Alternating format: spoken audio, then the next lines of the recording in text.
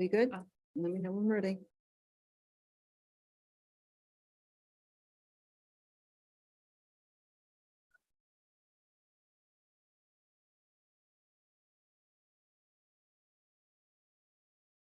We good? Yes, we are live. We're live? Here we go? We are live. I can call out now? Okay, Chase, you want to make your statement? For today's review session and public hearing, September 18th, 2023, the chair will be participating by remote method. Okay, good morning. This is the Board of Standards and Appeals Review Session for September 18th, 2023. The first items up are adjournments, 2019-256 BZ, 1508 Avenue Z. I just want to state that we are administratively adjourning it. Please proceed. Item number 2, 2022-23 BZ, 1520 East 56th Street, Brooklyn. This is adjourned at the request of the applicants. Deferrals, 10676 BZ, Volume 4, 12901 North Conduit Avenue, Queens. 19502 BZ, Volume 4, 2797 Linden Boulevard, Brooklyn. 1098 83 BZ, 14710 Northern Boulevard, Queens. 2020-51 BZ, 2020-52A, 2020-53 BZ, and 2020-54A. This is for 95 and 105 Ridgeway, Avenue, Staten Island. 2022-69A through 2022-75A, 2001 Bartow Avenue, the Bronx. Postponements, 2021-56 BZ, 337, 349, and 351, 357, 39th Street, Brooklyn. Withdrawals, 2021-63 BZ, 4606 Ditmars Boulevard, Queens. Motion to withdraw. Chair Shanda, Aye. Vice Chair Shabeta, Aye. Commissioner Otley Brown, Aye. Commissioner Sheta, Aye. Commissioner Yoon. Aye. Application has been withdrawn.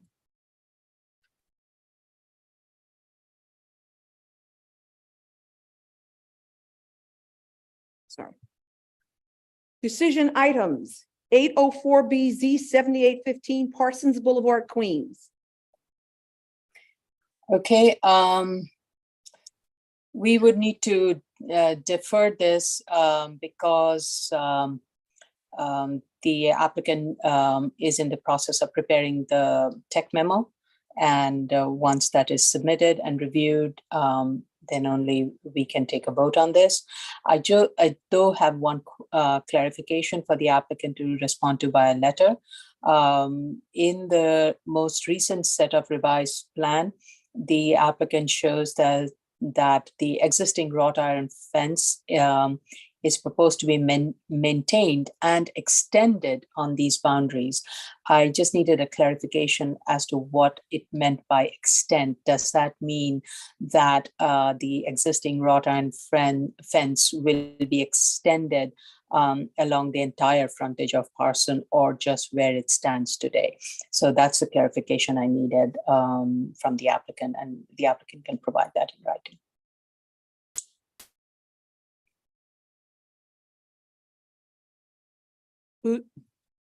Yes, please move on.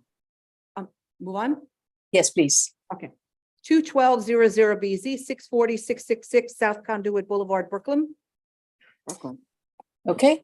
The applicant has been working diligently in addressing all the questions that the board had, and has been very responsive to make sure that the site is in compliance, including removal of signs and making the site much functional and cleaned up, and the sidewalks have been improved. So I'm very impressed. and satisfied with this application. So I want to make a motion to approve with the following conditions. And that is not permit use group 9, but allow use group 6 office space for auto leasing. Detailing hours will be same as the auto laundry hours, which is 7 a.m. to 7 p.m., 7 days of the week. Signage shall be in compliance with sign regulations. Excess sign brackets shall be removed, and signage shall be reviewed and approved by DOB. There shall be no parking on the sidewalk, and there should be a signage along the sidewalks to ensure that no parking is being made by anybody. Streetscape around the site and on the site shall be maintained free and clear of debris and graffiti other than artwork. With that, I make a motion to approve. Chair Shanda, Aye. Vice Chair Shabeta, Aye. Commissioner Otley Brown, Aye. Commissioner Sheta, Aye. Commissioner Yoon. Aye.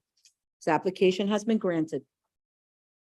31953 BZ, 1135 East 222nd Street, the Bronx. Okay. So finally, we received a pretty lengthy letter from the applicant. However, there are discrepancies in the letter, and for the record, that needs to be corrected. At the January 24th hearing, the applicant had agreed to provide a site survey and was asked to revise the plan accordingly, which has not been done. And I'll go through that in details. With regards to past board grants regarding requiring an enclosure for the dumpster prior to 2011, subsequent board asking for a removal of such an enclosure, which the current board is now requiring to be installed and has been installed by the applicant, the statement needs to be corrected. In the absence of a pre-2011 site plan, it is not possible to confirm this assertion. Per 2012 resolution, board condition required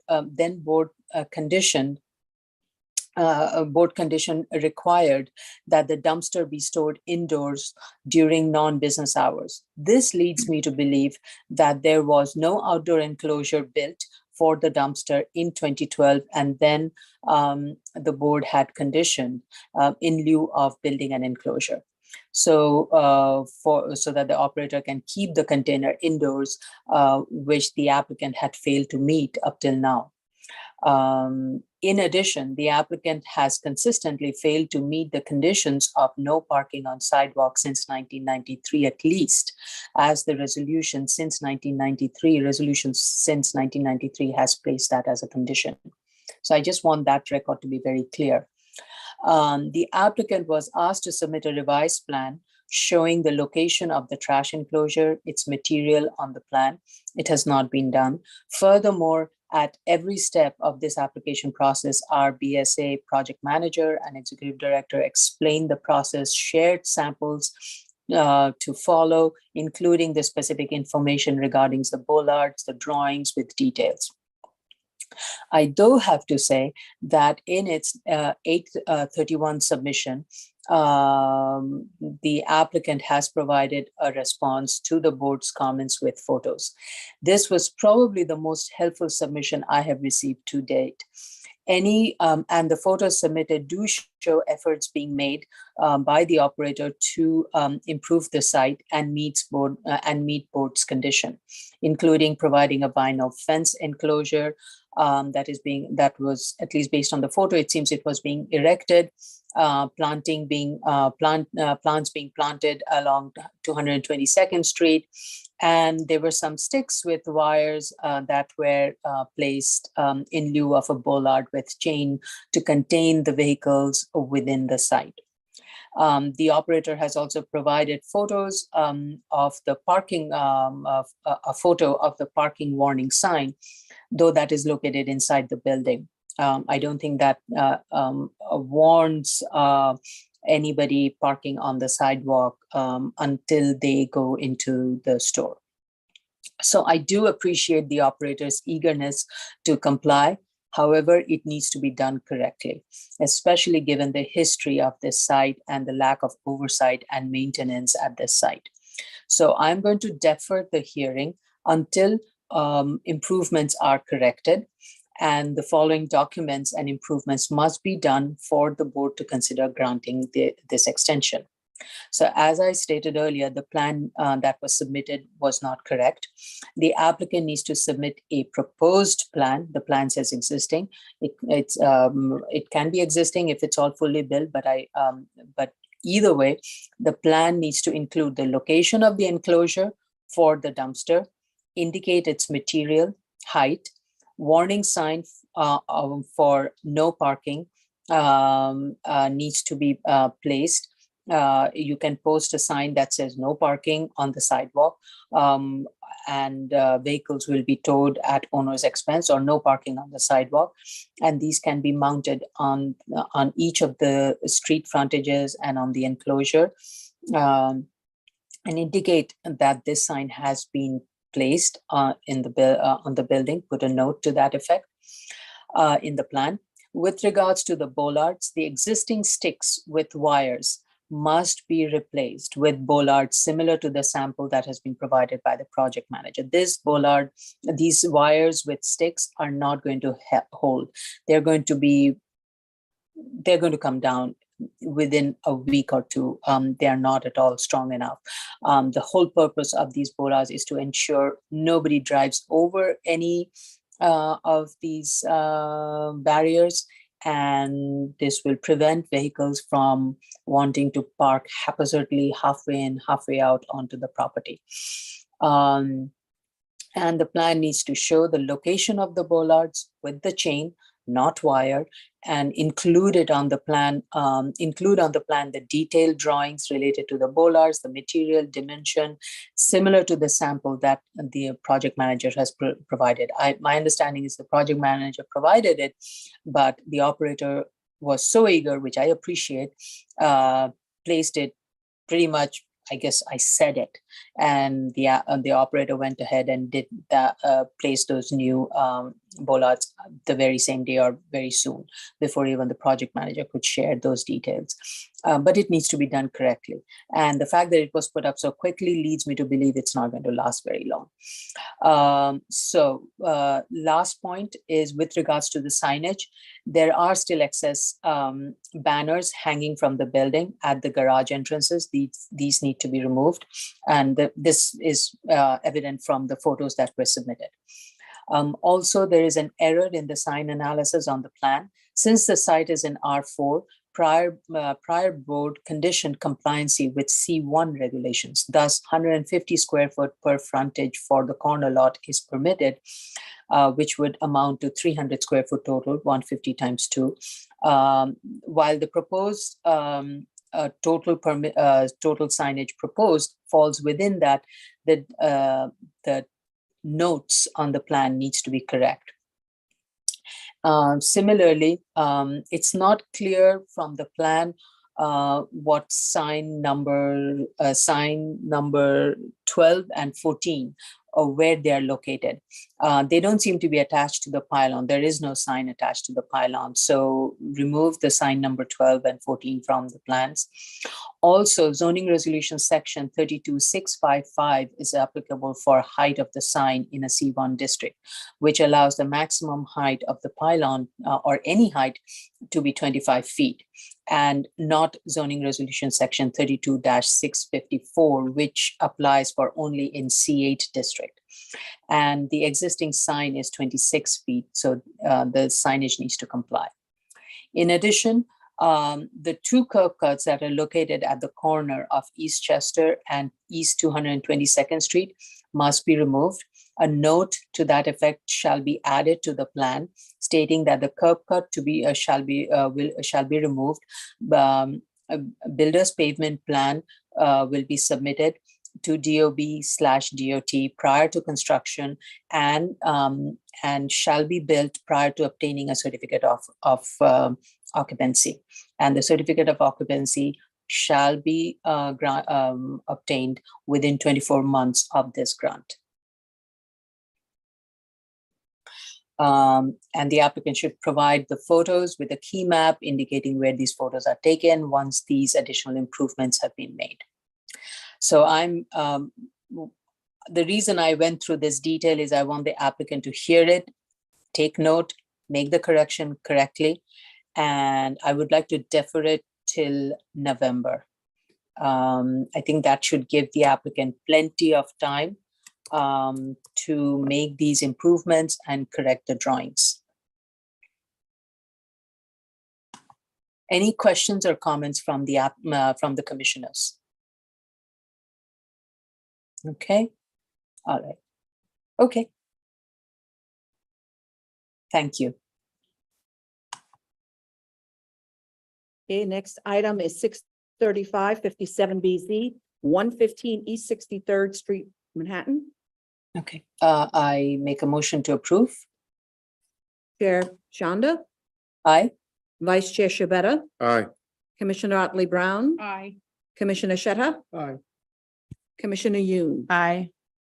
Application has been granted. 636-70 BZ, 105-45 to 105-55 Horace Harding Expressway, Queens. Okay, we received a submission with all the comments and questions addressed, I believe. Commissioners, you're satisfied with the submission? Okay, so I then make a motion to approve with the following conditions. There shall be no parking on the sidewalks. Graffiti and debris shall be removed. Lumen level along the residential lot line shall be less than 2.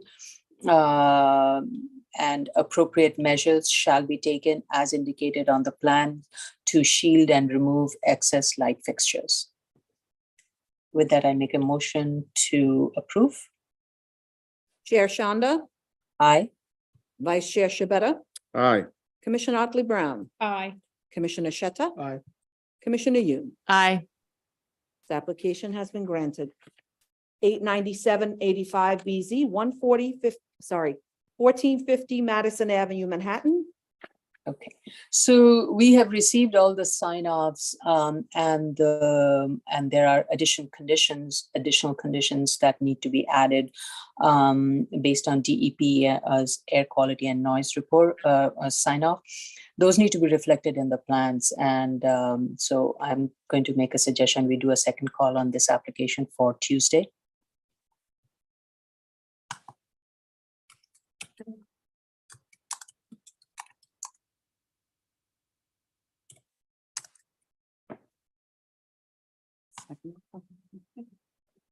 Okay, 1122-81 BZ, 105-14 Astoria Boulevard, Queens.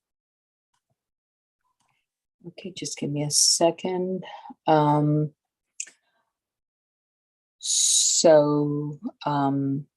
Applicant, there's a letter that was submitted by the owner, kind of committing to removing the mezzanine prior to filing the certificate of occupancy, and will also submit a photo of evidence of photo to BSA. Commissioners, are you all satisfied with the submission? Okay, thank you. Then I make a motion to approve with the following conditions. There shall be sidewalks shall not be used to park any vehicles or to store material. All business operations shall be conducted within the building. Mezzanine floor shall be removed prior to obtaining a certificate of occupancy, and until then, mezzanine shall not be used either as a storage or as an office use. Applicant shall provide photos of the removed mezzanine to the board. Signage shall comply with C2 regulations, and it shall be reviewed and approved by Department of Buildings. And certificate of occupancy shall be obtained within 2 years of this grant. With that, I make a motion to approve. Chair Shanda, Aye. Vice Chair Shabeta, Aye. Commissioner Otley Brown, Aye. Commissioner Shetta, Aye. Commissioner Yoon. Aye.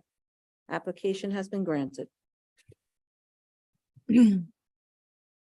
Decision items continue 2017-217 BZ, 4855 Highland Boulevard, Staten Island.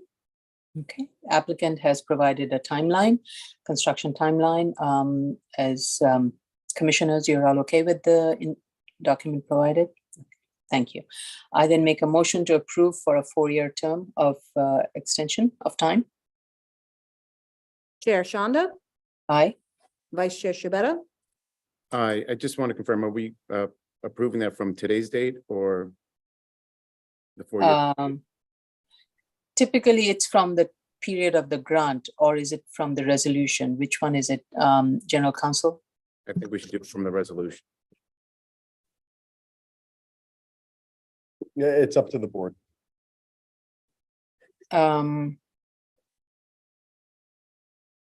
Generally, we have been turning around the resolutions pretty quickly now. But what do the commissioners, I'm okay with either. I would suggest from the resolution date. Okay, all right, from the resolution date. July 23rd, 2027. So could we, hi, so this is a deputy counsel. I just want to clarify from the date of this grant or the date of issuance of the resolution? When is the extension? Date of issue. Yeah.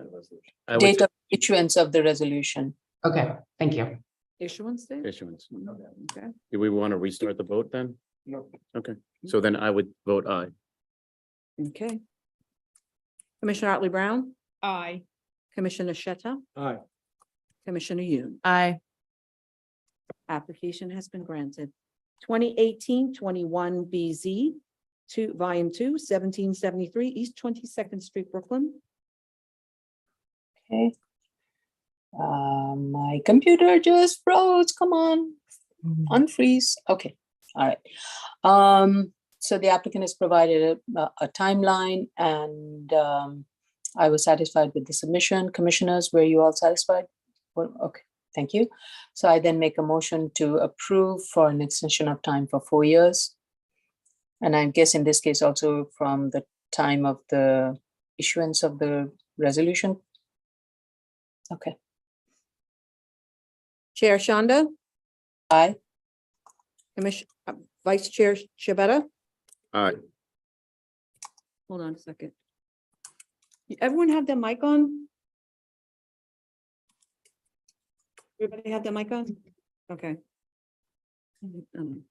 Commissioner Otley Brown, Aye. Commissioner Sheta, Aye. Commissioner Yoon, Aye. application has been granted. Item 2021 83 BZ 80-74 188th Street, Brooklyn, Queens. Okay, we received all the sign off, but there were some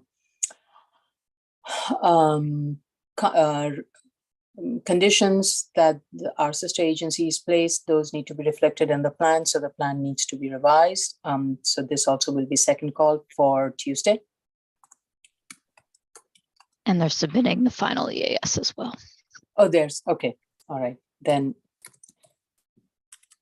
Thank you. So plan the EAS by tomorrow. Yes. So. Second call Tuesday. Okey doke. 2019-64 BZ 3568 Nostrand Avenue, Brooklyn. I have a question for Ms. Benke. Have we received anything between? No, None. so we're still waiting for air quality, noise, and DOT. Final DOT. Actually, yeah, I don't think we have a draft either. They said they have no more comments, but we're waiting for the writing, in writing. Okay. Okay, so we will need to defer it. 2021-64 BZ 205-207 Gravesend Neck Road, Brooklyn. Okay.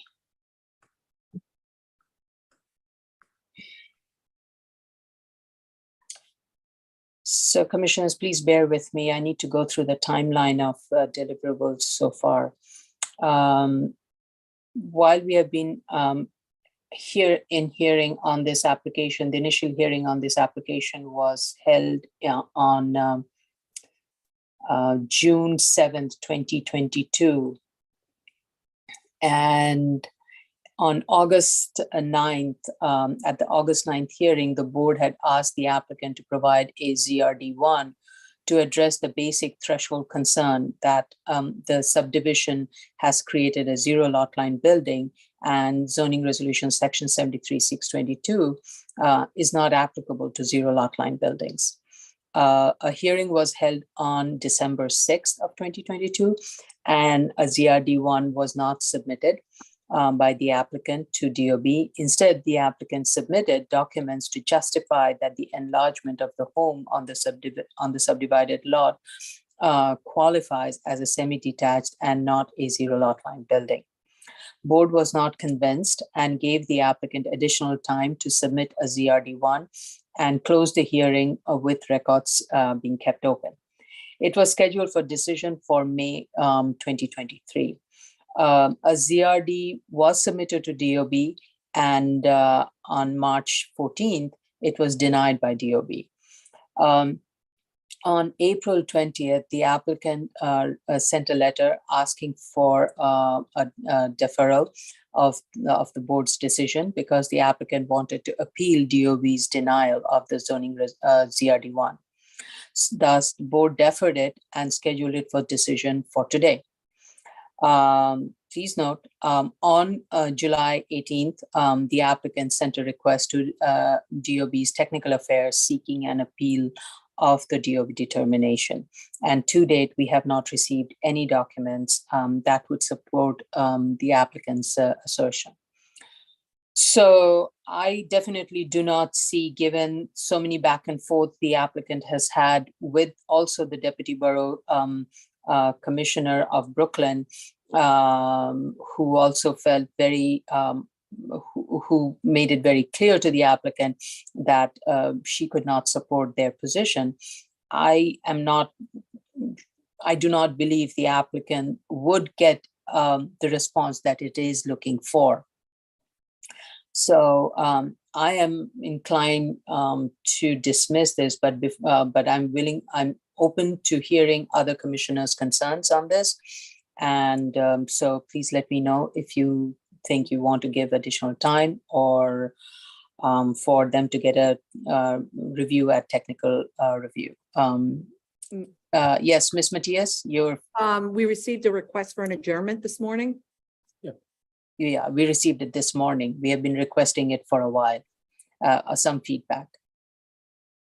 Chair, I'd So- just like to note for the record, based on the statement you made, which is based on a submission cover letter from April 2023, referring to ZRD1 and other filings at the Department of Buildings. None of those documents have been supported in our record. So I'd ask the board, to the extent that the board does continue hearing this matter and does not vote on this matter today, to direct the applicant to substantiate all of their statements with filings of the ZRD1 and all correspondence with the Department of Buildings. Madam Chair, this is Carlo Costanza. I just to support what Chase, Mr. Vine just stated. I did have a conversation this morning with the applicant's representative, and I've also asked that any formal documentation that has been filed be provided to support the letter that was submitted this morning. I just want to clarify for the record, I apologize. The letter was submitted to me Friday, but I didn't see it. I apologize. Thank you. Just, Yeah, sorry, go ahead. how much time is the applicant seeking? Mr. Costanza? Well, I'm not sure. I mean, you saw from the correspondence from the Department of Buildings that they didn't commit to any timeline. Yes. And again, anecdotally, my understanding, it's not a simple task sometimes to get these reviewed. I would say at least a couple of months. Sure. Yes, Yeah, this is Commissioner Shetta. I looked at the submission and I see an email coming from the PA, and they are saying that the appeal is in processing. So Commissioner Sheta, I apologize. Could you please turn on your computer mic? It's hard to hear you. Is that better? Yeah. Yes. yes. Yeah, sorry about that.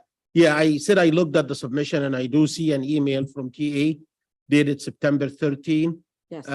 of this year, indicating that the review process is in progress. So I don't think it would be fair to the applicant to like imply that he's not acting. He acted and he submitted an appeal. And it is, at the end of the day, it is the government that's delaying the processing of that appeal. I believe we should wait until we hear back from the TA and from the applicant, of course. Thank you. Commissioner Shetta, I just want to, we don't know whether, let's not use adjectives like delaying and such, because every agency has a process and timelines, and they review a lot of cases. So all we understand from the letter of September 13th is that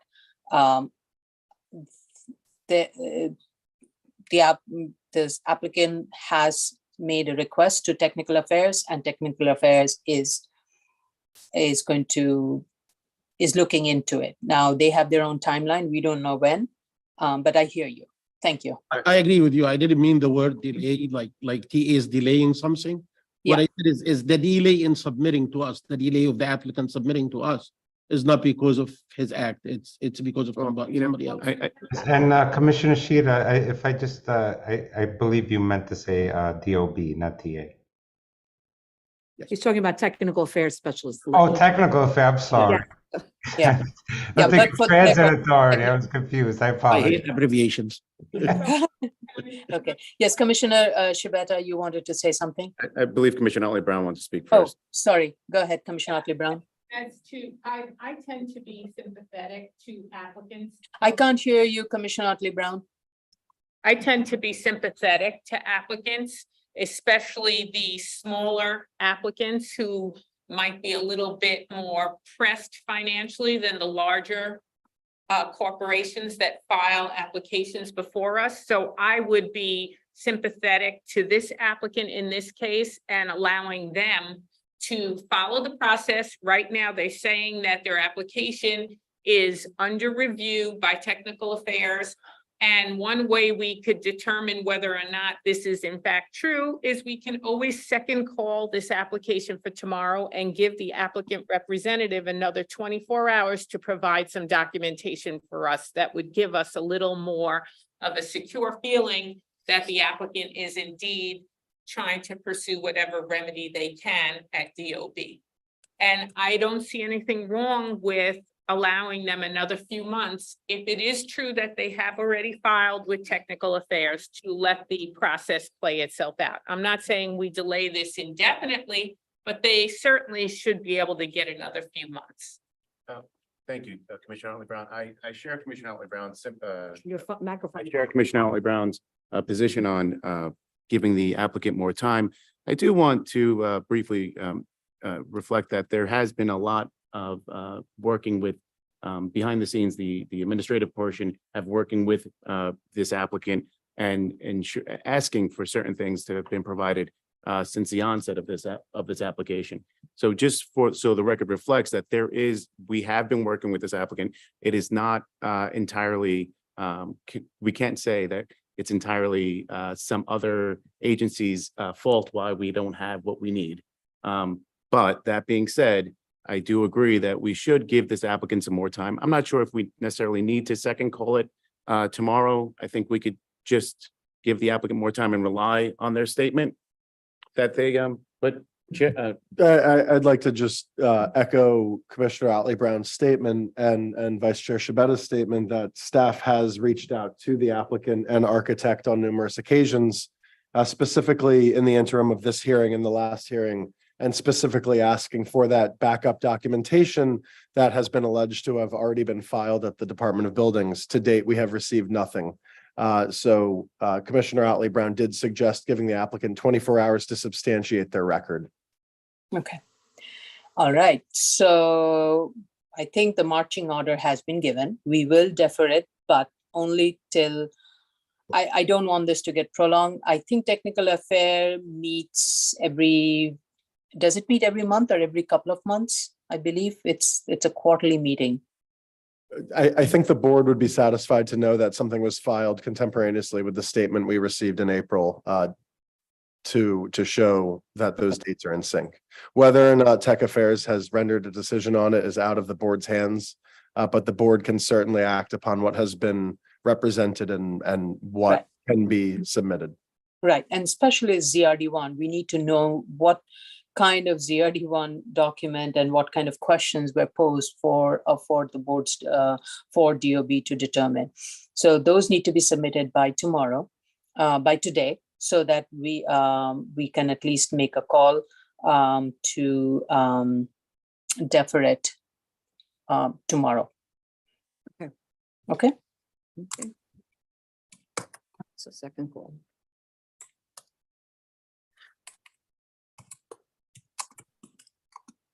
Okay, 2021-82 BZ, 218 Hamilton Avenue, Brooklyn. Okay.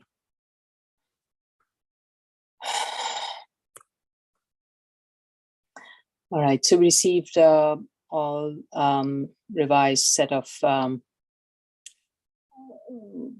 we received a revised statement of facts which discussed the operational plan and also a letter, correspondence letter that was sent between DOT and the applicant, where DOT indicated it had no issues with providing a loading zone along, I believe it would be on Lecker Street. And the EAS also has been revised. Any questions or comments from the commissioners regarding the submission? You're satisfied with it? Okay, thank you. Then I make a motion to approve with the following conditions: that a loading zone during daytime along Lecker Street shall be provided pending DOT review and approval. Vehicles shall not block the sidewalk. Sidewalk shall not be used for maneuverability to access the garage, and no parking on sidewalk shall be permitted. So with that, I make a motion to grant. Chair Shanda, Aye. Vice Chair Shabeta, Aye. Commissioner Otley Brown, Aye. Commissioner Shetta, Aye. Commissioner Yoon. Aye. Application has been granted. I just, one question on the official calendar, is this, the last, hearing date, was it say 7:10 or 7:11? It should be 7-11. It should be 7:11. My version said 7:10, so I just want to correct that. Okay, that's right. Thank you for that. Next item, 2021-87 BZ, 3716. 3716 Union Street, Queens. Okay. This application needs to be deferred.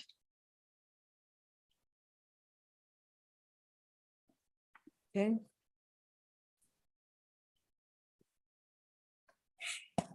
Item number 2022-32 BZ, 474 Oakdale Street, Staten Island. Okay, we received a revised set of plans regarding the sidewalk on Oakdale Street. So I was satisfied with the submission. Commissioners, were you all satisfied? Okay, thank you. So I make a motion to approve with the following condition: that the sidewalk along Oakdale Street shall be constructed according to DOT standards. A builder's pavement plan must be submitted to DOB and DOT for review and approval prior to the construction and obtaining a temporary certificate of occupancy. With that, I make a motion to approve. Chair Shanda, Aye. Vice Chair Shabeta, Aye. Commissioner Otley Brown, Aye. Commissioner Shetta, Aye. Commissioner Yoon. Aye. Application has been granted. Item number 2022-68A, 1475 Broadway, Manhattan. Okay. So today's the decision date on this application. We had closed it at the last hearing. We received a submission from the appellant and the property owner of the subject site. The appellant states that the board misapplied the controlling principles of law. Specifically, the resolution concluded that an order of the New York Supreme Court, which was issued in an Article 78 proceeding commenced by the applicant, resulted in the appeal being moot under the doctrine of collateral estoppel, and further states that the collateral estoppel is inapplicable where the issue purportedly decided in a prior proceeding was adjudicated under a different or a stricter standards of review. It is my understanding, and my councils and vice chair can correct me if I'm wrong, that the way the Court of Appeal applies the doctrine of collateral estoppel to an administrative determination, it states that it has been, and I quote, has been interpreted by both courts and commentators as being applicable to the adjudicatory or quasi-judicial determinations of administrative agencies, which would be a body like ours. Regarding collateral estoppel, it applies when the following 5 elements are satisfied. And of those, 3 are the critical one, 3 of them are critical, and those are that the identical issues were presented in a prior proceeding. There was a full and fair opportunity to litigate the issue in the prior proceeding. The issue in the prior litigation was a critical and necessary part of the prior determinations. There are other 2, but I think these 3 are the more relevant. Based on the matter presented by the appellant, the applicant has failed to establish that a board misapprehended the relevant facts or misapplied any controlling principles of the law. Board had dismissed the appeal because court had opined on the merit of the case.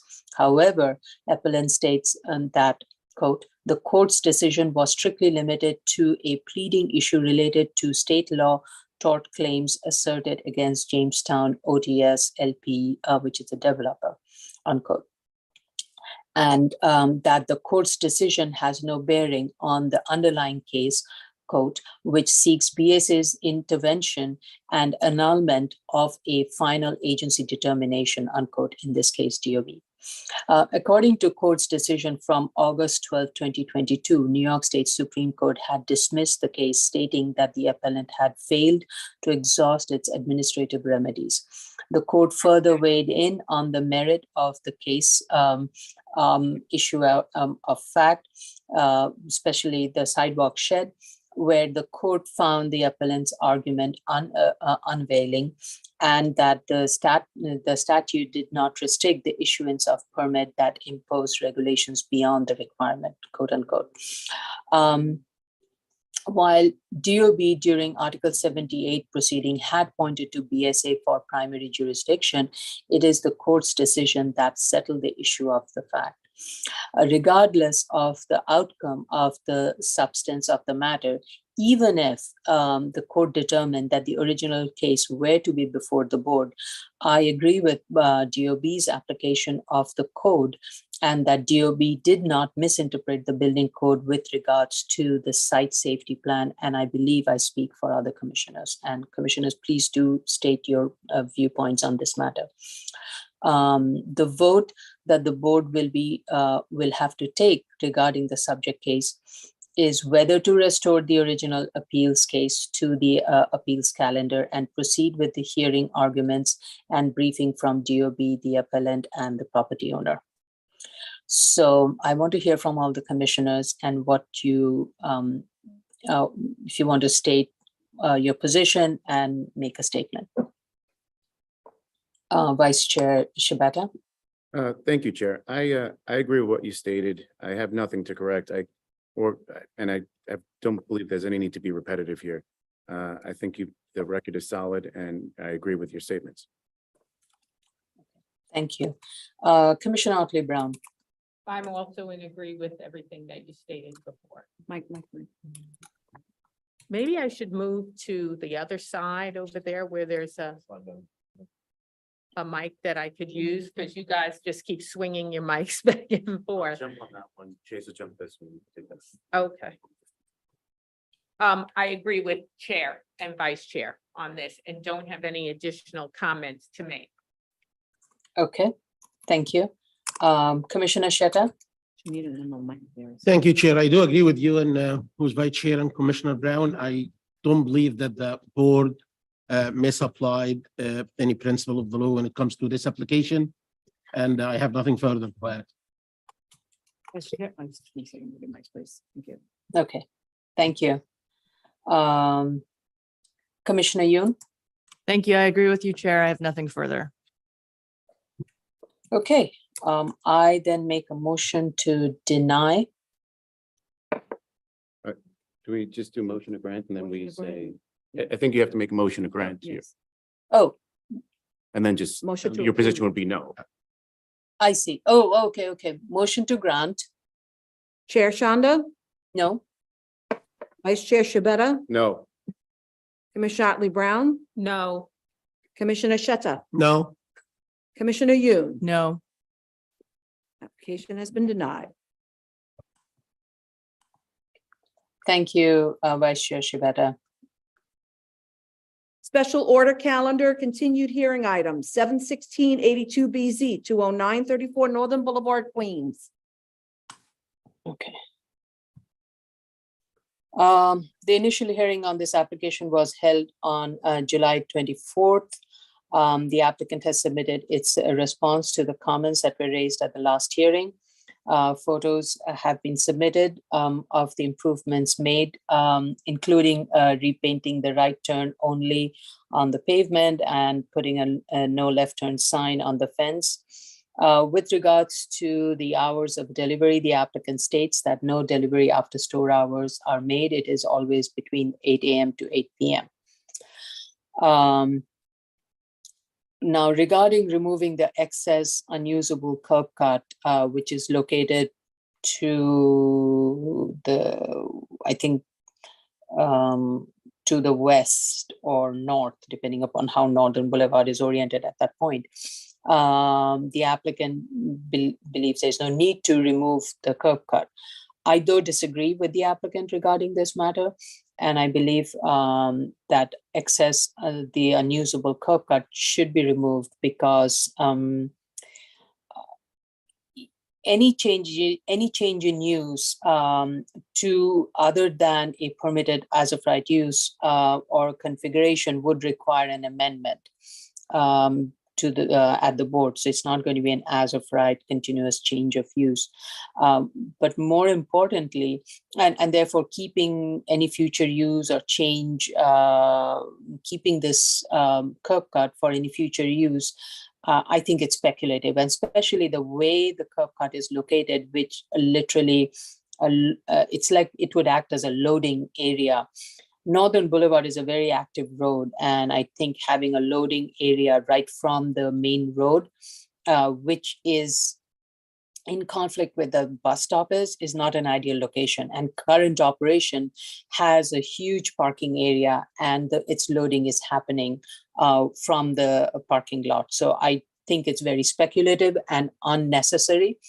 And as I mentioned, this excess curb cut also is in conflict with the bus stop, because I looked through the Google Street View over the years, and I noticed that the bus stop is not really stopping at the bus stop. It is stopping away from the bus stop. The reason for that is the curb cut in question is located where the bus stop is. So, and when the bus stop is located behind the curb cut, it actually is blocking the entryway of the operation, the only driveway that provides access to the parking lot and to the loading zone. So it's actually not benefiting the business either. And it's not the best way to utilize that curb cut sidewalk.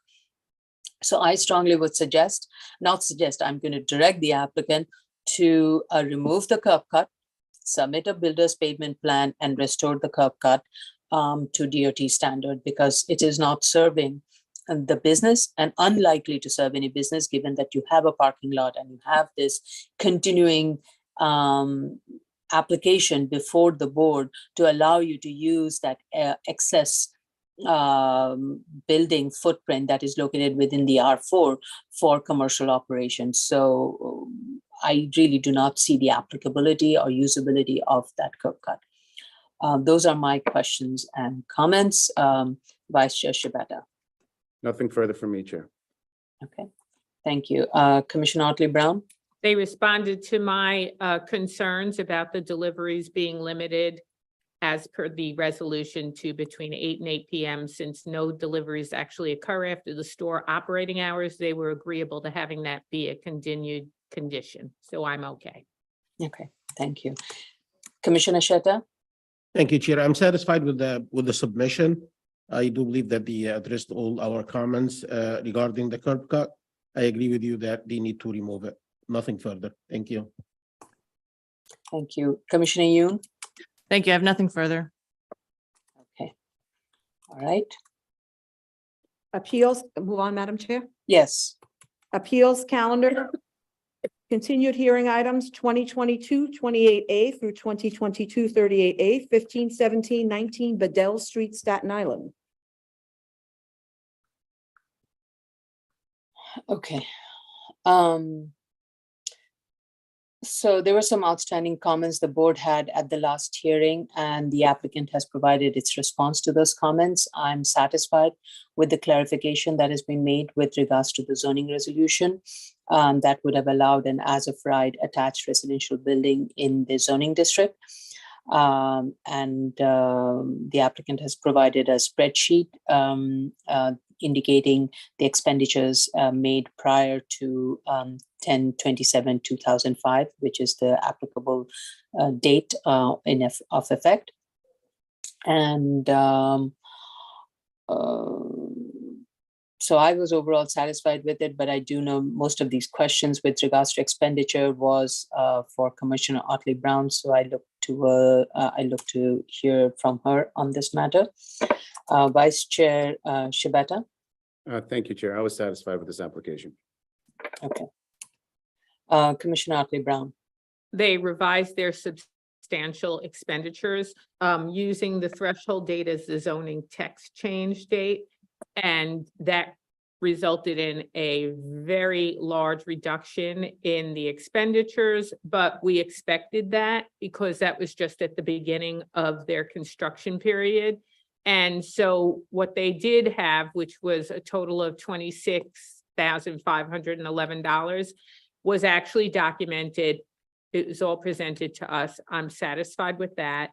And as to the serious loss finding, they fleshed out the narrative based on a licensed real estate broker's analysis, comparing what 3 attached homes would cost and sell for versus 1 detached home. And it is clear that there would be a loss in over $1 million in value between the 2 projects. And so I feel like they satisfied the serious loss finding as well. So I have no more questions.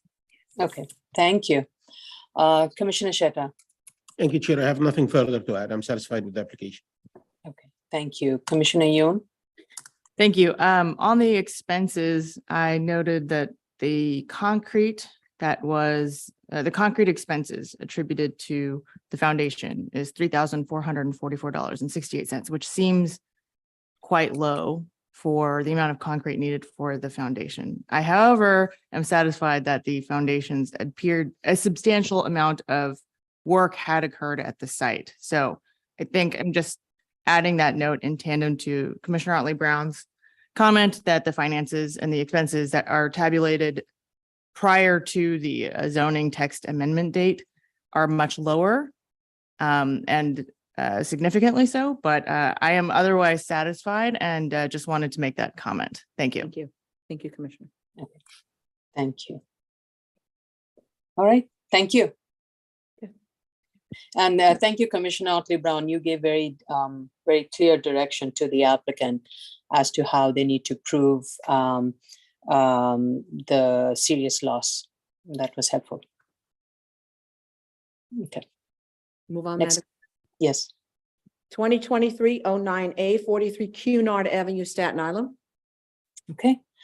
So the initial hearing on this application was held on July 10th. The outstanding comments were related to fire department comments regarding the turnaround and a brief statement regarding self-created the applicant had to provide.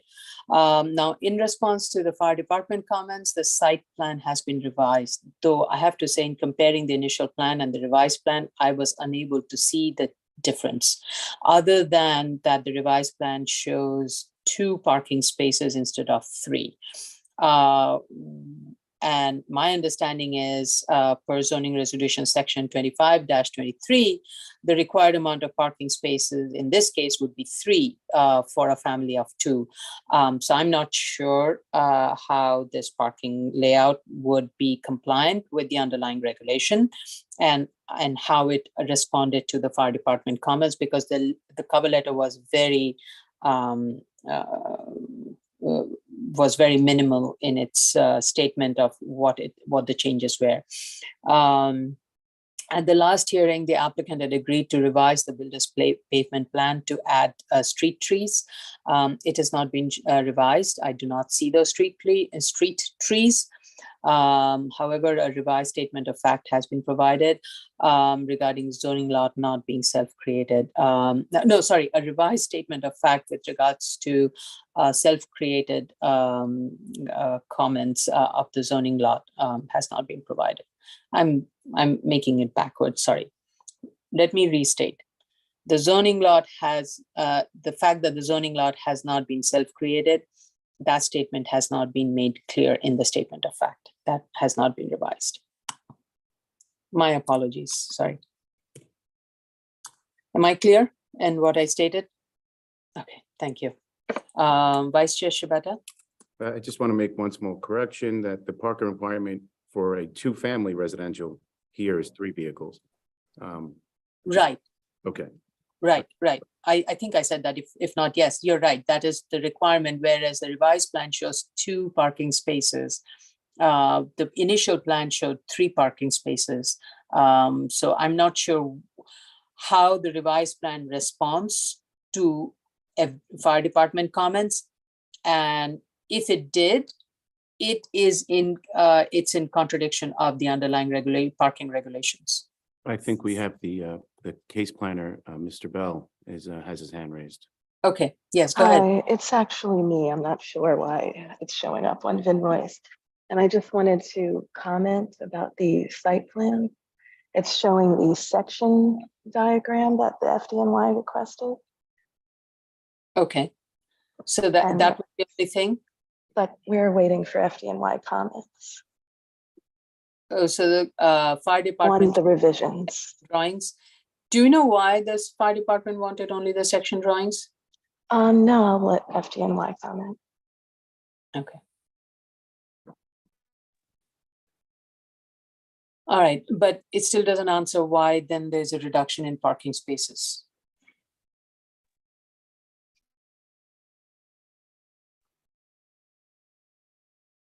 Okay. Unless, And the statement was going to be revised to incorporate a response to FDNY after seeing the revision. okay, all right. I'm just looking at the plans right now again, and I'm just trying to.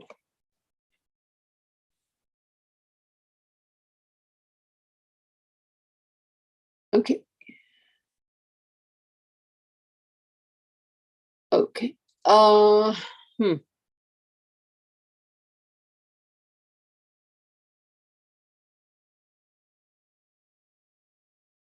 Okay, it's not clear. It seems there are 3 parking spaces, but it says required parking on 2 of them, and the 3rd one is not. So it's not very clear what that drawing states. So maybe I'm not reading the drawing properly.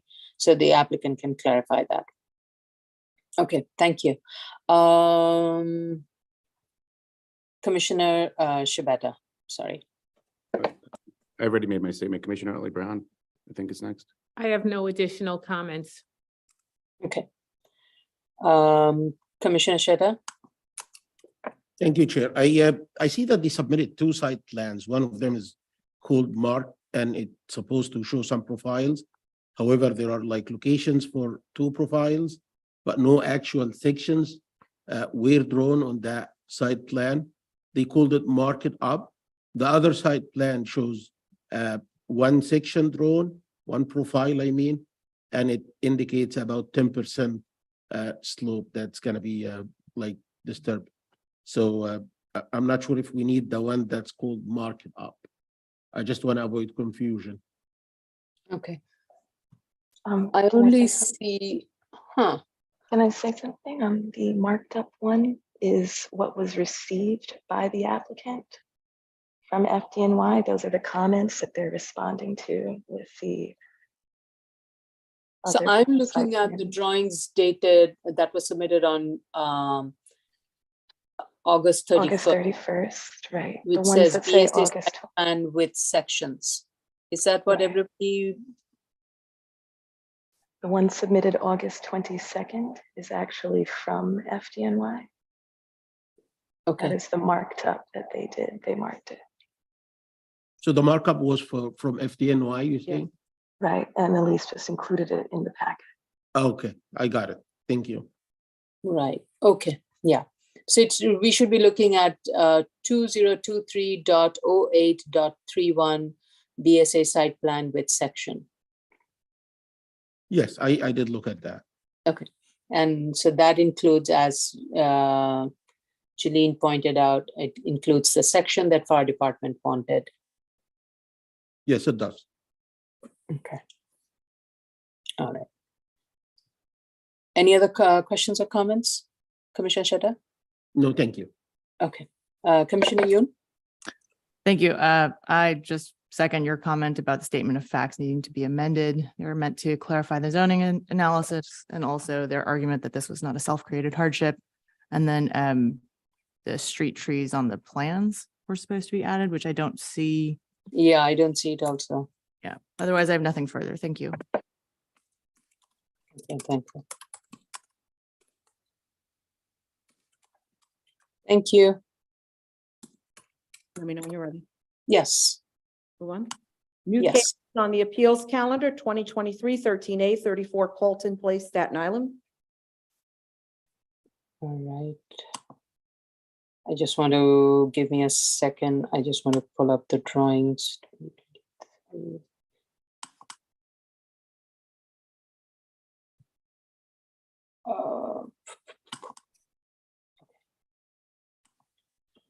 All right, we received proof of initial filing and hearing notices. Community board received, since the community board did not receive any community opposition, it chose to waive and has no objection to this application. This is an application for a GCL 36 to redevelop a single family home not fronting on a mapped street. So the street that is not mapped is Carlton Place. And so my question is Carlton Place a CCO street? That really was my question. I did not have any other comments on this. The applicant does state that it is proposing to fully sprinkler the building. That note should be added to the plan and it would be part of the condition. And I do not have any sign off from fire department on this. But I did not have any other comments on this. Vice Chair Shibata. I do, I am sympathetic to this application. I just did not see a hardship statement. And I ask that the applicant submit that. Do you have something to? Just for the board, the proposed street is not a CCO. It is a record street, which appears on a borough president's topographic map, but it is not officially recorded. Neither is it a CCO. Thank you. So it And is not a CCO, but a record street. it's a record street. And just to reiterate, the board standard on hardship is the hardship in mapping. But whether the board would be interested in a statement as to why this proposal doesn't qualify for GCL 36-3 to bolster the applicant's hardship statement would be helpful for the record. And for the record, GCL 36-3 permits the as of right development along an unmapped street of a 1 or 2 family residence to the extent that there are developed residences on the same unmapped block and lot that has successfully appealed to BSA. The applicant makes a statement that this is the only lot that has not received a CO.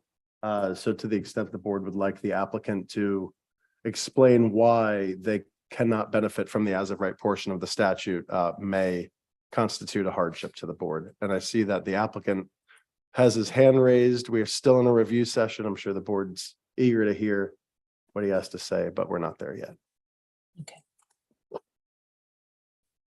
Thank you. Thank you for the clarification, Councilor Vine. Commissioner Otley Brown. I have no additional questions.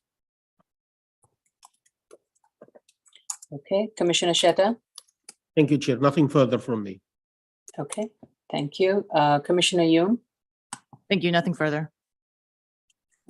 Thank you. All right. Next item, 2023-28A, 159 Pioneer Street, Brooklyn. All right, give me a second to pull up the drawings.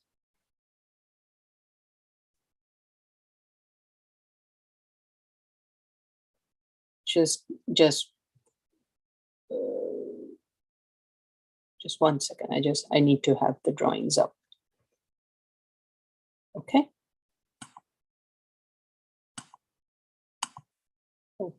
Oh, come on, computer. Dear computer, please wake up. Thank you. We received proof of initial filing and hearing notice. I do not have a community board's sign off approval on this application. So if someone can confirm if we did receive it or not. This is an application for a waiver of flood regulations pursuant to Appendix G of the Building Code to construct a new observatory on the roof of an existing building located within a flood hazard zone. The applicant states that it is seeking an updated objection sheet from regarding Building Code G 304.1. I would like the applicant to clarify if there is any update on this at the public hearing. During the public hearing session. Based on a substantial improvement analysis that is exceeding more than 50% of the market value of the pre-firm building, a waiver is required based on Appendix G. And I believe the waivers the applicant is requesting are for appendices G 304.3, 304.2, and 304.1, which is also being added based on the DOB objection. This is a site that consists of 6 lots to be merged. The building is located on, the primary building is located on lot 10, which is a 3-story existing brick building with heavy timber. And there is a smaller, more like a utility building on lot 1. The applicant is seeking an RP 602 to, I think, to merge the lots. I wanted to know if that is, what's the status of that is. As the applicant states, this is a site that is located in coastal AE zone. And this building is called Pioneer Works. It's a nonprofit 501c3 nonprofit organization which provides community services, and it's open to communities for artists, creators, workshops, STEM programs, classes, and such. So the applicant is proposing, Pioneer Works is proposing to build an observatory and a new terrace to access the observatory that would be located on the roof of this existing building. And in addition is proposing some minor renovation to the existing building, including, a third means of egress, extension of the elevator, and expansion of the restrooms on the 3rd floor. Now, all of these improvements will be built above the design flood elevation. I don't need a clarification from the applicant because of the drawings, which is there is a design flood elevation of 13 foot in bracket BFE plus 1, and also design flood elevation structure of 14 feet in bracket BFE plus 2 foot. So I just want to know which one is the going one. There are 2 numbers that are there. I'm assuming it's 13 foot that is applicable because that's been stated in other documents. So if the applicant could clarify why both of those must or should they both be included in the drawings, and what's the relevance of that. So based on the DOB objections sheet, the proposed improvement qualifies as substantial improvement. And the applicant has, in response to those, the general conditions of a variance pursuant to section 105.1 and 105.7, the applicant has provided its responses. And specifically, the applicant has submitted two options that would meet Appendix G requirements. Option one is one that would require elevating the ground floor slab above the design floodplain flood elevation. And the applicant state that this option would compromise the structural integrity of the existing building and the programmatic functions. It would also require new elevated access way from the street level. I would say, knowing this building and being in this building, one of the historic and key features of the building is the spacious, lofty exhibition hall that is enclosed by a 3-story space, almost like a viewing gallery from above. And there are various programs that are held in this exhibition space. And the lofty structure is the attractive feature, especially with this exposed timber structure. And also with option one, the remaining portion of the building that is under the 3-story portion would the height there would reduce significantly if the ground were to be raised, and it would leave with a floor to ceiling height of 8'10". And in some cases, based on the plans that's been submitted, it would require rebuilding the restroom somewhere else, because almost most of the restroom would have to be filled in or non-functional. So I do think the option one is not beneficial at all.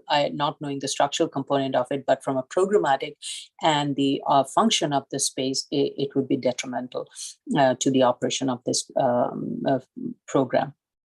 Option two, the applicant also provided, the option two is a dry flood proofing option. And the applicant states that it would require reinforcement and demolition of exterior and ground floor slab and additional flood barrier at the door and window opening. The applicant makes the statement that of the two options, while option two may be more viable, but it will also impact the existing building. I do want the applicant to provide more clarity and be more specific on this in the statement of facts, especially with regards to option number two, because to me, it's like it's a bathtub that is being provided, and why such dry flood proofing option would be structurally infeasible. How will this option be detrimental to the programming and the operation of the existing space and would be financially infeasible? Those things need to be flushed out in this documents in its statement.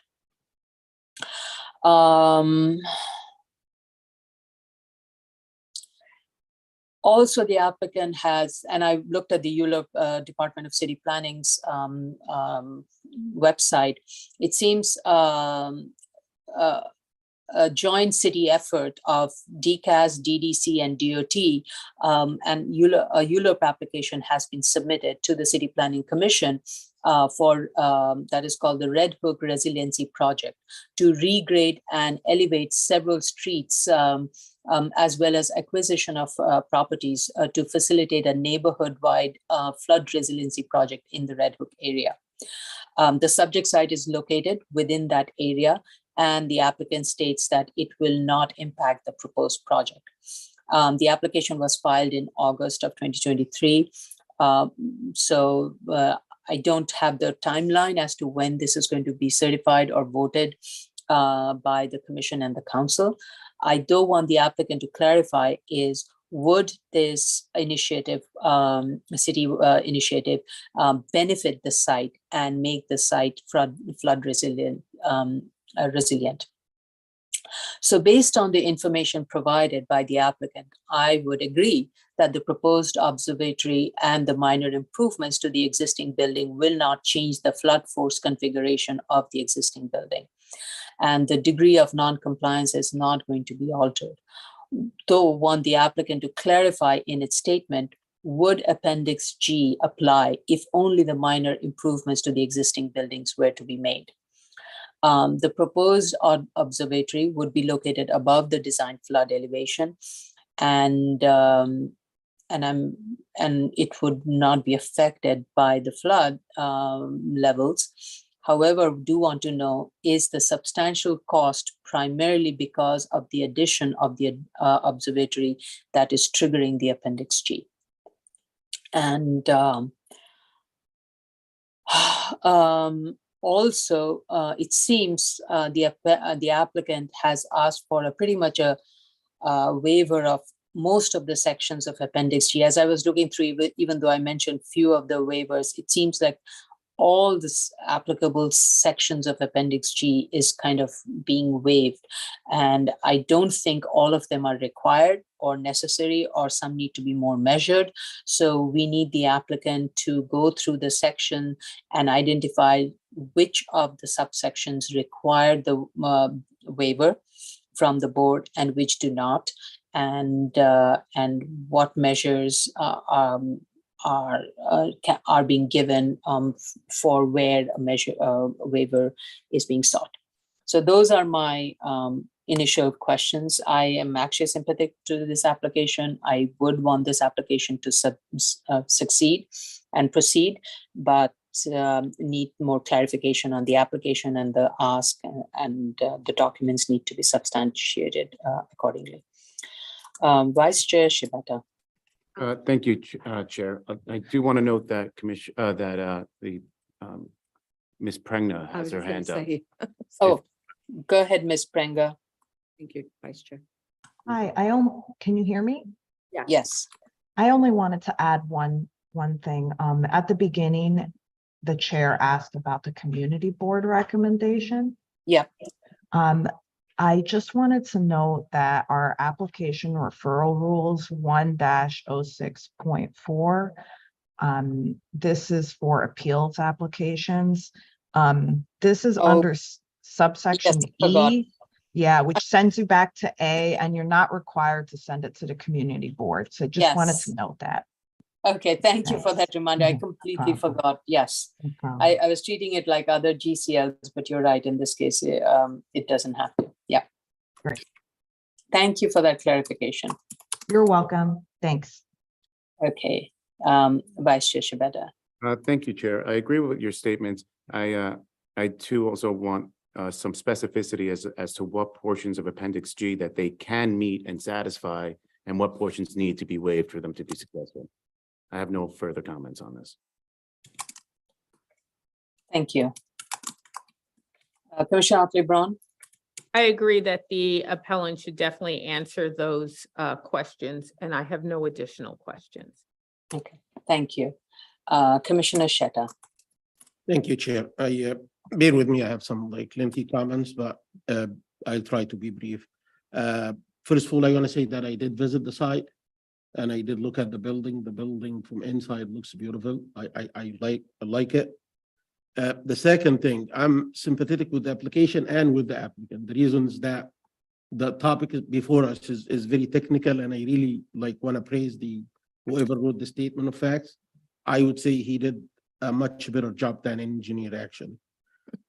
When it comes to Appendix G, we're not talking about waiving bulk like the zoning resolution. Over here, we are waiving provisions that are part of the building code. Appendix G is part of the New York City Building Code, and when it comes to that, it pertains to waiving provisions relevant to the structural stability and to the configuration and use of the building when it comes to circumstances during flood. The authority comes from Section 105 in the appendix, and there are 6 findings. By the way, I saw that the applicant just addressed 5 of them. Even the engineer just addressed 5. And the first and most important finding, it says that when you try to apply the appendix, to a subject building, it renders the appendix itself as inappropriate. It renders the application of that appendix as inappropriate. The way to prove that, and I didn't see this in the submission, is to prove it to the board that if you want to apply the provisions of Appendix G, actually you're gonna risk the stability of that building or something close to that if these provisions are applied. The way I look at this, if there are two ways, like you explained, Chair, to make this building comply. The first one is to just elevate it. And this is, again, I totally agree that this is not feasible because they're gonna lose the height, they're gonna lose much of the space in the lowest floor. So I would exclude that. I wouldn't even look at it and just put a sentence that elevation option is not on the table. The second option, and I will explain how, if you want to adapt the second option, is going to actually make the application of the appendix inappropriate. If you want to apply the second option, you want to drive flood, and if you want to do so, in my opinion, the best way to do this is to come to the lowest floor, put a structural slab, tie down using anchors or tie down anchors, put a perimeter wall concrete, raise it all the way to the structure flood, design flood elevation, which, by the way, I understand this as 2 feet above the design flood, 1 foot above the design flood elevation. The base flood is this, the design flood, the one that we designed for is 12 inches above. And if you look at the structure, you want to make sure that the lowest horizontal structural element is even a freeboard, which is, I believe, 12 inches now, above the design flood. So that's why it's 2 feet. When they write structure, they mean that the lowest structural element should be something above the design flood elevation. So it should be 2 feet above the design. Okay, got it. Yes, if I recall it correctly. If you want to do so, you want to put that structural slab, tie it down, put the perimeter wall. What's going to happen is that when flood comes, you're going to put floodgates, make sure that water does not get into the building. That would create two things. Number one, it would create hydrostatic pressure on the side walls. And number two, it's going to maximize actually the wave height because you're not allowed the water to get into the building. And number three, it's going to put some uplift, like buoyant force on that structural slab. What's going to happen is that structural slab will deform a little bit, will try to take the side walls with it, and the side walls will try to take the building itself with it. Putting some sort of forces like these on a building like this that was built in 1800 might risk the structural stability of the building. It's going to maximize the buoyant force on the building. Probably it's going to cause some distortion for the structural elements up there.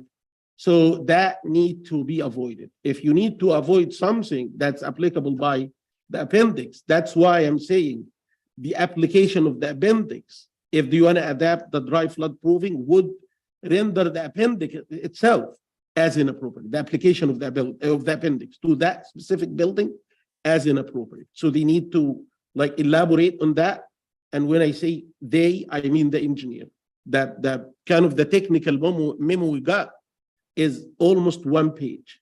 I need the engineer to write down probably 3 or more pages with some sketches to elaborate on this point and explain it to us so we can keep it in our records.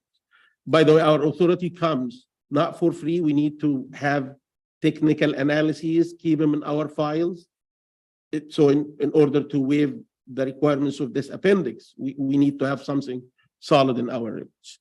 I understand that you're asking the engineer to elaborate why option 2 structures that you're recommending, putting a structural slab with a tie down to the anchor is not feasible? Yes, what the engineer focused on is putting a mat foundation and a concrete perimeter wall. He focused on the money. He thought about this like it's a traditional variance, financial hardship.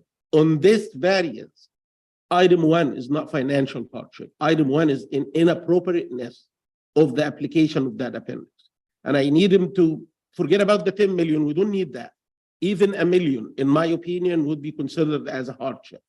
The more important thing is put a solution that seems to be like reasonable in my opinion, 16-inch slab tied down using tie-down anchors at 8 feet spacing with a perimeter wall that's probably 14 to 16-inch, going all the way to the design flood elevation, probably 1 foot more. This solution by itself, I did look at the cost of this solution, and it's like $2 to $3 million. In my opinion, this is more than enough. But more important than the money is to indicate that if you put such system in place, it's going to attract forces. It's going to attract uplift forces. And it's going to cause additional forces on the building. And the building, you're not certain about what kind of structural elements are located within this building. We don't know about the foundation of this building. We don't know about the strength of the brick. We don't know about how thick is the slab and grade currently existing. We don't know about the connections. So we have too many uncertainty regarding the structural health of that building, although it looks beautiful to me. But I need this kind of input from the structural engineer to say that if you require me to apply Appendix G, that's what I need to do. And this would impose additional forces and would maximize forces on the building. And that's why the application is inappropriate, because actually the reason that appendix is written are two things. Number one, to minimize, to configure the building in such a way to minimize the flood forces on any building. And the second thing is to make reference to some flood loads that should be considered in looking at a building like that. So if you adapt the solution of dry flood proofing, you're going to increase loads. You're going to maximize loads. This is against the appendix. So that's why the application is inappropriate. I want to move forward from this. Okay. That regarding the cost, like I said, if you add up a slab and grade 16-inch structural slab, if you put anchors at 8 feet spacing, if you put a perimeter wall around the building that's probably 16-inch thick, you're going to end up with 2 to 3 million. That's, again, this is more than enough. This is the hardship item.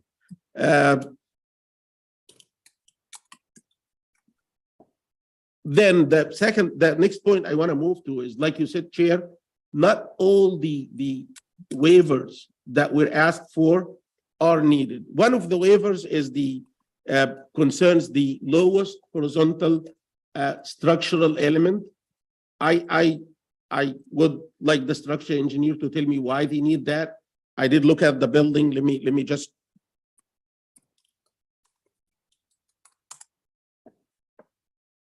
I'll share my screen in a second. You look at this picture here. This is a building, and this is the lowest structural element in the building. If I move to that, this is our building, the subject building, and this, it might be this. It's a steel beam, actually, if I zoom to it, that, or maybe this is the lowest structural element in the building, the lowest horizontal structural element. This element is way above the flood elevation. So I do believe, unless they convince me otherwise, that this kind of waiver is not needed. Similar to that, there are other waivers that we don't want to, again, I'm sympathetic with whoever wrote the list of the waivers. I don't want them go like pick section and subsection. I would say, okay, we're gonna waive, except for whatever is not needed with some conditions. And these conditions target actually doing two things. The first condition target the applicability of different load conditions on that building. I want to make it crystal clear that we're not waiving the applicability of any of the flood related loads on the subject buildings. All the flood loads that need to be considered on any building in the city is going to apply to the subject building, including wave, including drag, including hydrostatic, hydrodynamic, everything. And the second portion is regarding the entry and the exit of the water to that building. That building will be with flood proof, period. Elevation is not going to work. Dry flood proofing is not going to work. They're going to leave it as is. But you want to make sure that when flood comes, you don't have closed gates. And I put some pictures that I took while I was there that indicate that some of the windows, water should be allowed to enter this building smoothly if it's required by the flood event that's occurring. That means that it should be an action plan in place. When flood comes, they leave the windows open, they leave the doors open. I don't know how they handle that, but I would like to listen to them and explain it to us. If let's say in a week, a flood's gonna happen, what is the action plan? The applicant has stated that during Hurricane Sandy, it had applied an operational plan which proved to be successful, and they would continue to implement that. So maybe the applicant can elaborate on that during the public hearing and clarify if This is one of the windows that I looked at while on site, and I noticed that it has an knob, so it could open. By the way, this elevation here is way below the flood elevation. It's probably like 4 feet or 5 feet below the design flood elevation, meaning that if a flood's hit, water is gonna be practically here, and this is gonna be underwater. So if they can open that, I have no problem with it. They need to make sure that these windows are operational and could be open so they allow the water to come in. The reason I'm talking about this, because if you look at a window like this, you see, these are not hinges. These are like clips that they make the window not swinging. I'm really concerned about something like this, because again, you have to make sure that if flood hits, water is allowed to get into the building. Otherwise, if water is retained outside, it's gonna be similar to dry flood proofing. And you know what? You don't have the slab on the structural slab, you don't have the perimeter structural wall, and you don't have the tie-down anchors. It's that building could be risked. So this is the second point. Leave the water to get inside and outside freely, ensure that. Second thing, apply all the load conditions that are relevant to flood to that building. I want to just draw your attention to, this is one of the pictures I've seen. This is kind of like an electric utility, and it says high voltage. I'm not sure if flood hits and this is high voltage. I'm not sure what is the action for something like that. Is there a way to disconnect the power to it?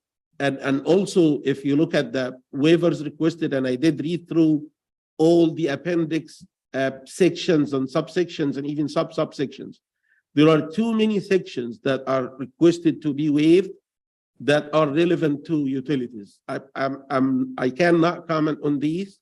If the board want to refer him to the FDNY, if they want to take a look at it, I believe that would be helpful, but I don't want to dictate that. With that, the applicant is proposing to move pretty much all the electrical and all the utility materials off the floor, and they're going to be located above. That's what was submitted. Maybe the applicant should clarify those things. I think some of it is going to be on the building that is on lot 1 on the roof of that, and the rest are going to be on the roof of the existing building on lot 10. But the applicant should clarify that. what I understood is whatever is proposed, utility-wise, is proposed to be placed above design flood elevation. But Right. the existing, I'm not sure about the plan for it. That's why I'm asking. This is I think what they are also proposing is to move some of the existing utility features above flood elevation. okay. That's my understanding, but again, the applicant can clarify that. Thank you. Okay. Any other questions or comments, Commissioner Shetta? Thank you for the, Thank you. okay, thank you. Commissioner Yoon? Thank you. I also agree with you, Chair, that the arguments against option 1 and 2 could benefit from further description, both programmatically, operationally, and from a cost perspective. I think that the drawing diagrams are very helpful, but the narrative in the statement of facts could be expanded upon. I thought the statement of facts was very clear in addressing the threshold for the applicability of Appendix G, defining the substantial improvement as having a cost of improvement greater than 50% of the market value. And they then state that the cost of improvement is 14.2 million compared to the 17.1 million, and these are rounded numbers, 17.1 million market value. They state that that is 197% of the market value, which I believe is a typo. So like the applicant to clarify that, and also, just to clarify the percentage there. Yeah. The omission of the condition of G 105.7.2, which Commissioner Sheta also brought up, there are 6 conditions that need to be met. One of them was skipped. I assume that's a typo. This condition is a determination that failure to grant the variance would result in exceptional hardship to the applicant for the variance. That obviously needs to be addressed, and I think needs to be fully fleshed out in the revised statement of facts. And then the following, that should be condition 2. So the ones that are labeled 2 through 5 in the statement of facts should then be labeled 3 through 6. There is a reference from the FDNY comments about plans A630 series with stair C plans that were submitted directly to the fire department by the applicant. It would be helpful if those were included in any revised submission package. So we also are looking at the same information that the fire department is commenting on. In general, I appreciated the package. I thought the architectural package was very helpful and very clear with the renderings. I thought that was, it's helpful for us to see. And I'm generally very excited about the project. I think we have some work to do on the statement of facts, but I have nothing further.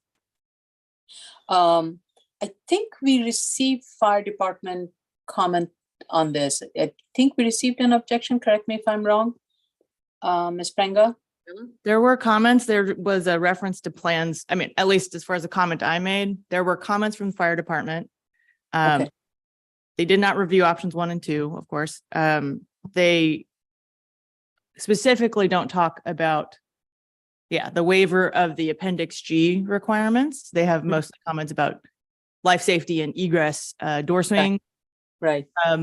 Directions, and then they mention the kind of proposed or suggested alteration to the stair C design, which is a new, and that's where the drawings that they reference, I don't think are part of our submission.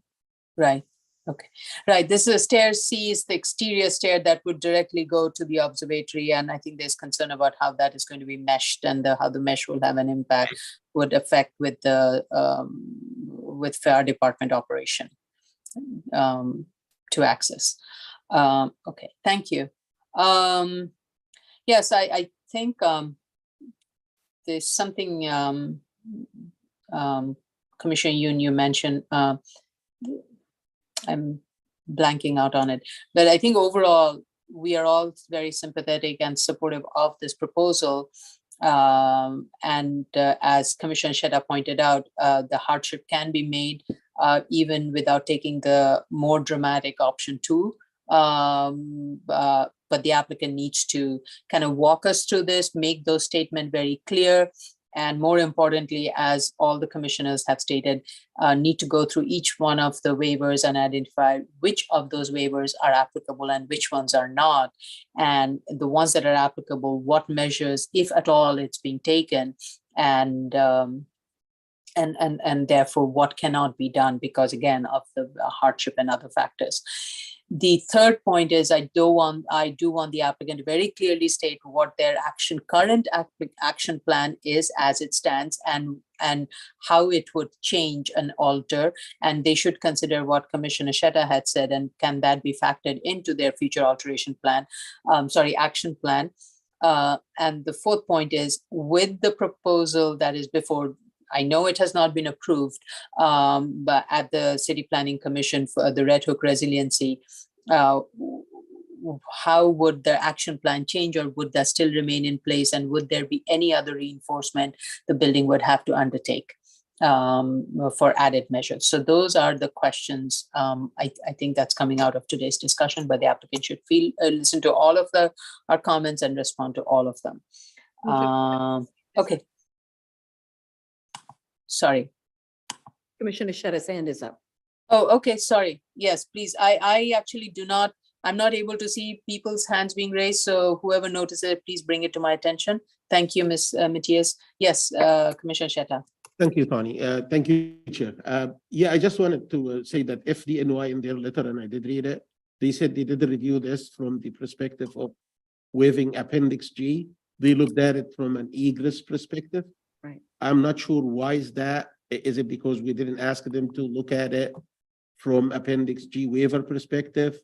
There are, like I said, there are too many waivers that are relevant to utilities. And I don't think I can like comment on these. The other thing I did mention that there is one waiver that's not needed.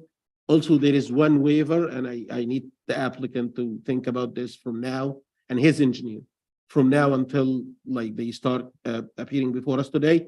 There is one waiver that is requested, and it's relevant to increasing the flood water heights around the building. I want to just say that this cannot be waived simply because it's one of the conditions that why we grant this application. And I don't want to scare the applicant. To prove this, it's like the easiest mission possible. What you're building is all the way above design flood elevation. There is no interference from the hydraulic perspective between what you're building and the water body when floods comes around the building. So this is one point. The second point is whatever like improvements you're making on the ground floor are like minimum in volume.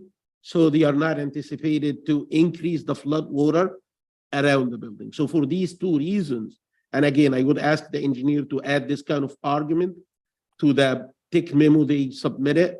They need actually to like beef up this memo a little bit so they can help the attorney like copying from this. And we need, again, like I said, we need something technical to keep it in our files.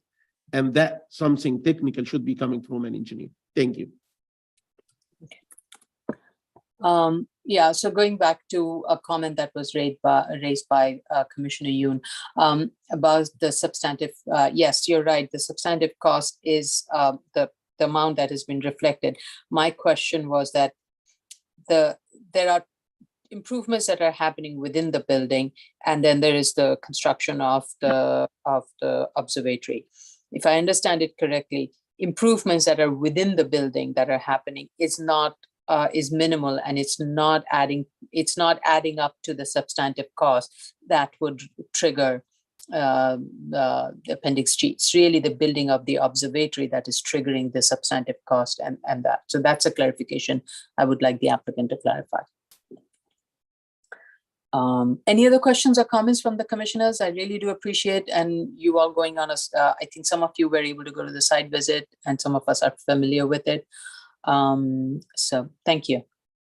Thank you, Commissioner Shetta. Okay. Zoning calendar, continued hearing items, 2021-26 BZ, 12 Cole Street, Brooklyn. We're calling these individually or together? Let's call them individually at this point. Okay. Okay. So, sorry. Go ahead. All right. So at the last hearing of April 10th, board was satisfied with the application, and the applicant just needed to revise a little bit of the financials. With regards to the Cole Street project, there's no change that is proposed. However, the applicant needs to look at the residential FAR that is indicated on the plan sheet Z003. It is not consistent with the total proposed FAR of 2.4. So please look through that. Overall, I'm very satisfied with this revision, and I look to hear from what the other commissioners have to say. Commissioner Shibata? I'm satisfied with this application. Okay. All right. Thank you. Commissioner Otley Brown? I'm satisfied with the financials. They made adjustments to their stacking plan, and it now makes more sense. And they clarified their construction costs using Marshall and Swift good Class B residential. And although the number is slightly increased, the rents are also increased. And so I have actually no more questions. Okay, thank you. Commissioner Shetta? Thank you, Chair. The only thing I asked them to submit last time, if available, was that like approved that the groundwater is kind of high. I haven't seen this submitted. However, I did look at some projects that I did around, and I did look at the geotech reports. And I do believe that the groundwater is high enough to like substantiate what they mentioned in their statement of fact. So I don't need them to submit what I asked for before. Thank you. Thank you. Commissioner Yoon. I'm satisfied. Thank you. Okay, thank you. Let's go to the next one. 2021-27 BZ, 13 LaCour Street, Brooklyn. All right. Also, at the last hearing of April 10th, board was satisfied with this application. There were a couple of recommendations that were made with regards to LaCour, and that is to set the building back and from the street frontage, as most of the buildings along that frontage have a lower building height. So the applicant responded to it by reducing, by setting the building back, and this affected the a number of dwelling units. It reduced from 4 to 3. However, the third unit is now a duplex unit.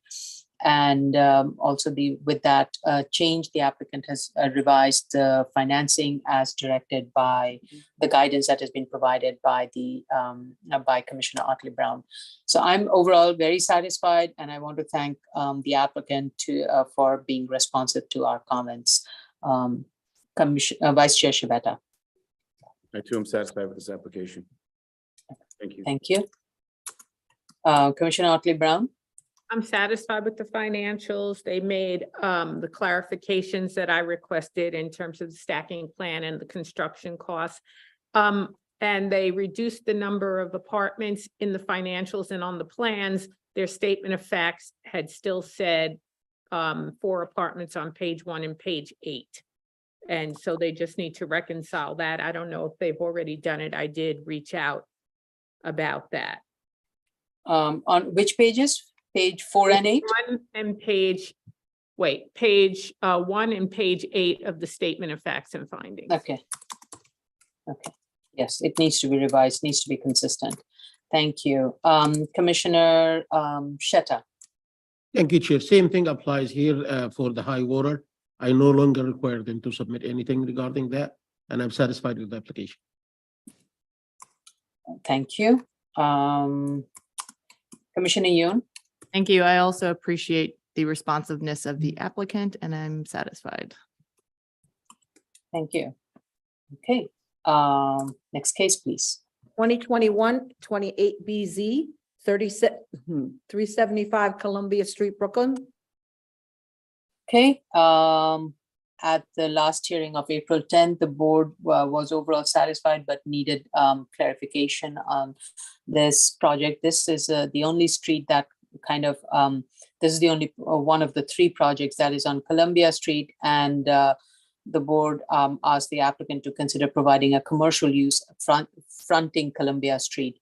And also, given the predominant built height of the building, setting the building back above a certain height. So the applicant did respond to the board's comment. The number of dwelling unit remains same. It is 4 dwelling units, and very creatively, the applicant provided a ground floor residential unit on LaCour, which is very much in keeping with, because the Columbia Street side is an L shape, is in keeping with the LaCour, the residential context, and providing a retail use along the Columbia Street, and the building is set back on Columbia Street, providing a penthouse facing Columbia Street. So I think it was a pretty creative solution. And though I think the information provided on the cover letter is not correct, but just wanted to raise that. And I think the financing has been revised to the direction that Commissioner Otley Brown has provided. I was very satisfied, and I want to thank the applicant and the architect for being so responsive. Vice Chair Shibata. Thank you, Chair. I also was satisfied with this application. Okay, thank you. Commissioner Otley Brown. Yes, they made the corrections or clarifications that I suggested, and I have no additional comments. Okay, thank you. Commissioner Sheta. Thank you, Chair. I have nothing further to add. Okay. Commissioner Yoon. Thank you. As on the other cases, I am also appreciative of the responsiveness of the applicant and appreciate the presence of the retail space on Columbia, and I have nothing further. Thank you. Yes, I think all 3 applications, we started off asking them to kind of peel the onion and kind of explained to us why it was not possible to build all three sites together and to address finding D. And then they really did a good job of going through the whole process and explaining it and coming to this conclusion. So I'm overall with all three applications, I'm very satisfied and do appreciate the applicant's responsiveness to all the comments. Thank you. Next case. 2021 50BZ 50 Lawrence Avenue, Brooklyn. All right, I'm just scrolling through my notes. I think we have a closure on this, right? We have all the necessary sign off. Only thing that is needed is an E designation number. And I believe the plans have been revised. Ms. Prenga, am I misrepresenting anything? I believe what you're saying is correct, but we might need another note on the plans once we get the E designation number. And we have to request the number from DCP.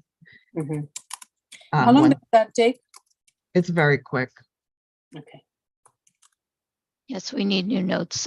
We had a few notes for transportation and hazmat to be added to the plans. Okay. All right. They don't give us the number until the vote is scheduled, I see. Okay. the decision vote. Okay. Okay. Thank you. Okay. Thank you, both Tracy and Jella. Vice Chair Shabeta. I'm satisfied with this application. And happy to close. Thank you. Great.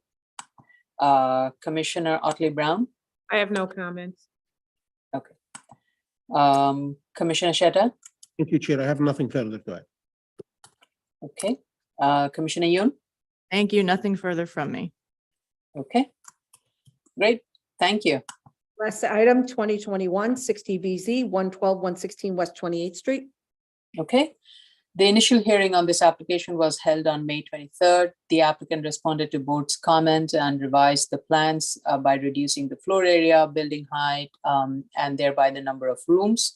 The financial analysis has also been revised based on the direction that Commissioner Otley Brown provided. It's now been translated to Marshall and Swift. The common ownership study also has been provided. The height study has been provided and shows that the revised height of 153 is within the built context. I had asked for a front yard study, which also has been provided and shows that there is a mix of building types, buildings with setbacks and buildings without setbacks.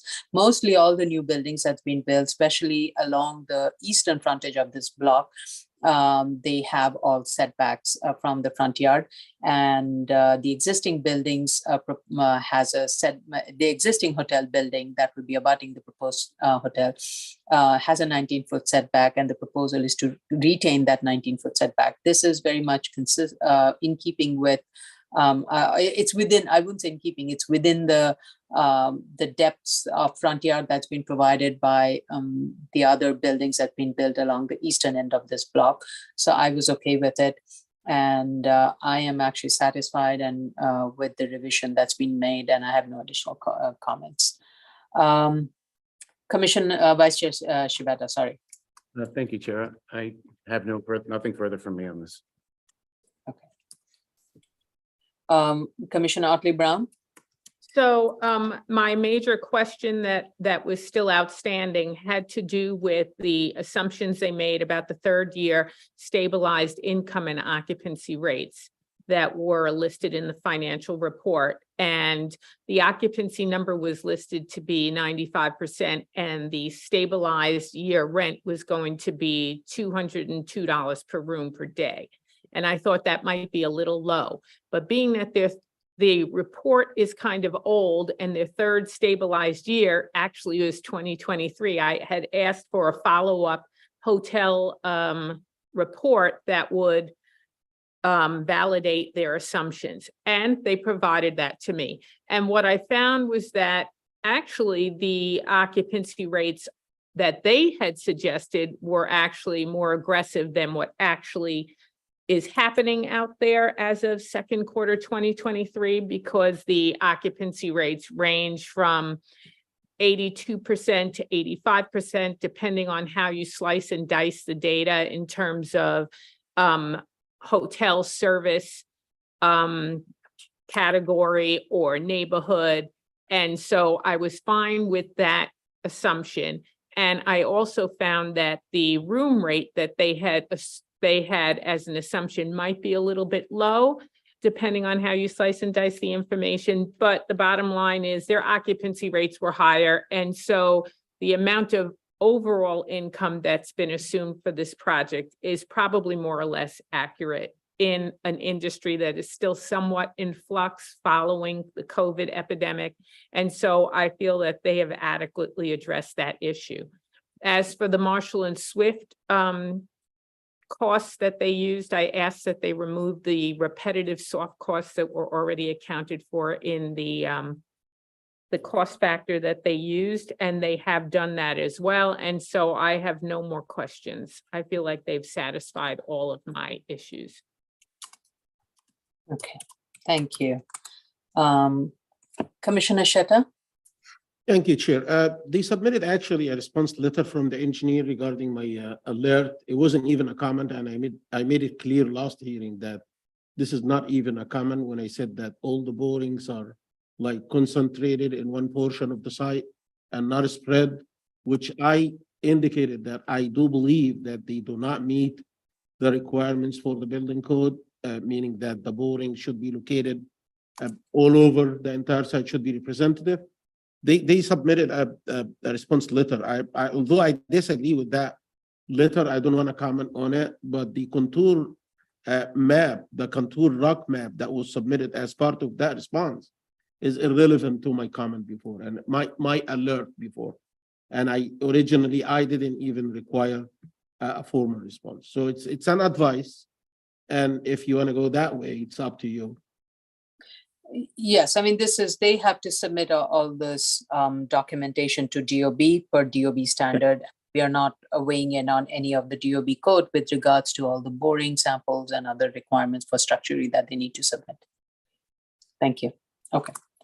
But otherwise, you were satisfied with this application? I am, yes. Okay, thank you. Commissioner Yoon?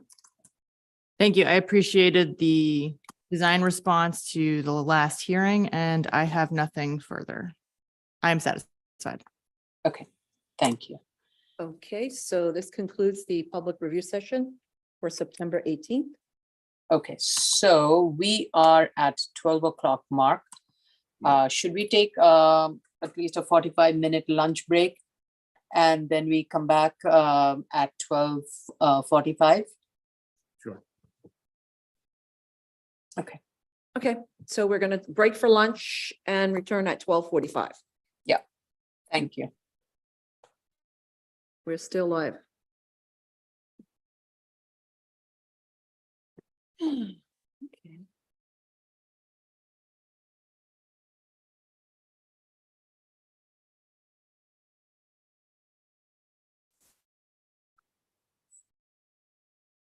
I gotta send it around. Yeah, I'm gonna clarify, I'm gonna send an email around. I'll talk to the chair. Hello. I'm sorry. I did. But you have to according to the policy. Just like.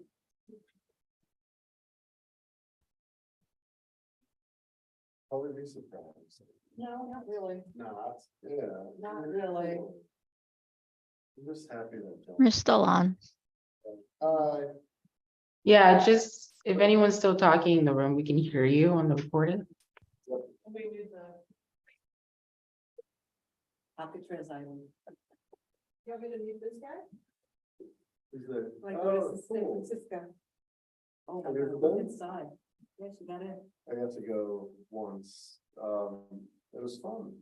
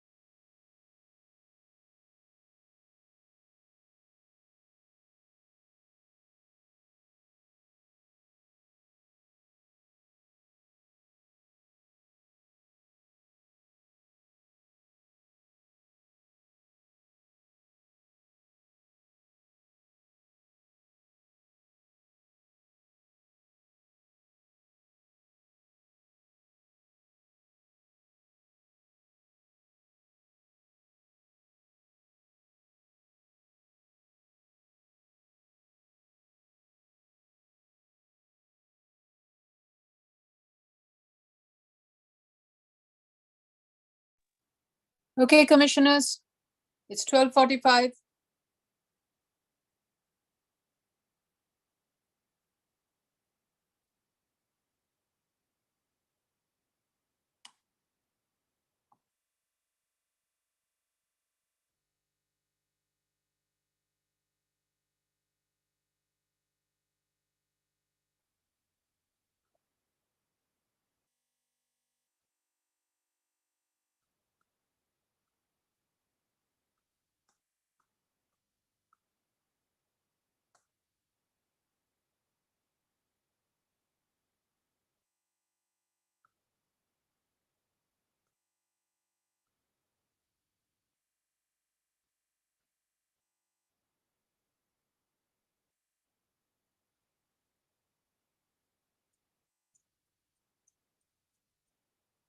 Okay, we seem to have a quorum.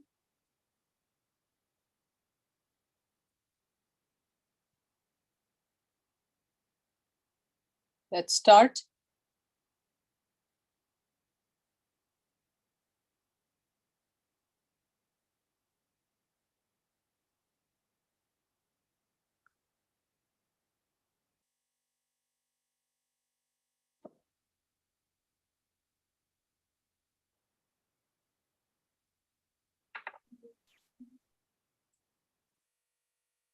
So the recording is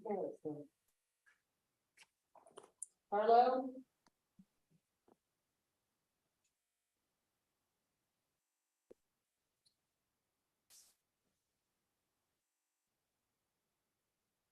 Okay, everyone, we can go back live. Yes.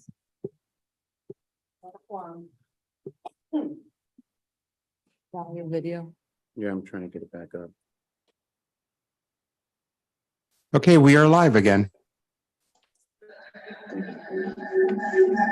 Uh-oh. Somebody. Sorry. Are you okay? I think that's- Oh, sorry. Sorry, I unmuted honestly. Oh, okay, yeah. All right, I think this would be Mr. Todd Dale. Now, I have to announce Call the it. public hearing first. All right. Makes Good sense. afternoon. This is the Board of Standards and Appeals Public Hearing for September 18th, 2023. The first item up is Special Order Calendar number 7/16/82 BZ 20934 Northern Boulevard, Queens. As I mentioned, it's Mr. Todd Dale. Let him in. Not to talk. Go ahead. Oh, I don't have that option.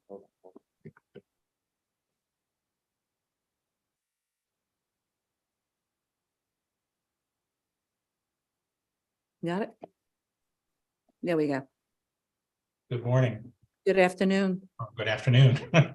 Raise your right hand. Do you affirm to tell the truth, the whole truth, and nothing but the truth in your testimony before this board and respond honestly to board member questions? I do affirm. Please Great. proceed. Thank you. So we did hear the comments during review session. We understand the concern the board is raising about the curb cuts, and we can go back to the team. It was just a hope and discussion with the property owner since the curb cuts had been there for many years, but we can review that in the removal. The one question I would ask is if the board, should the board be satisfied with other aspects of the application, be prepared to grant, whether the board would be prepared or open to granting on condition that the curb cut be removed prior to issue of a new updated certificate of occupancy. I ask this because we're not sure how long the curb cut removal process would take.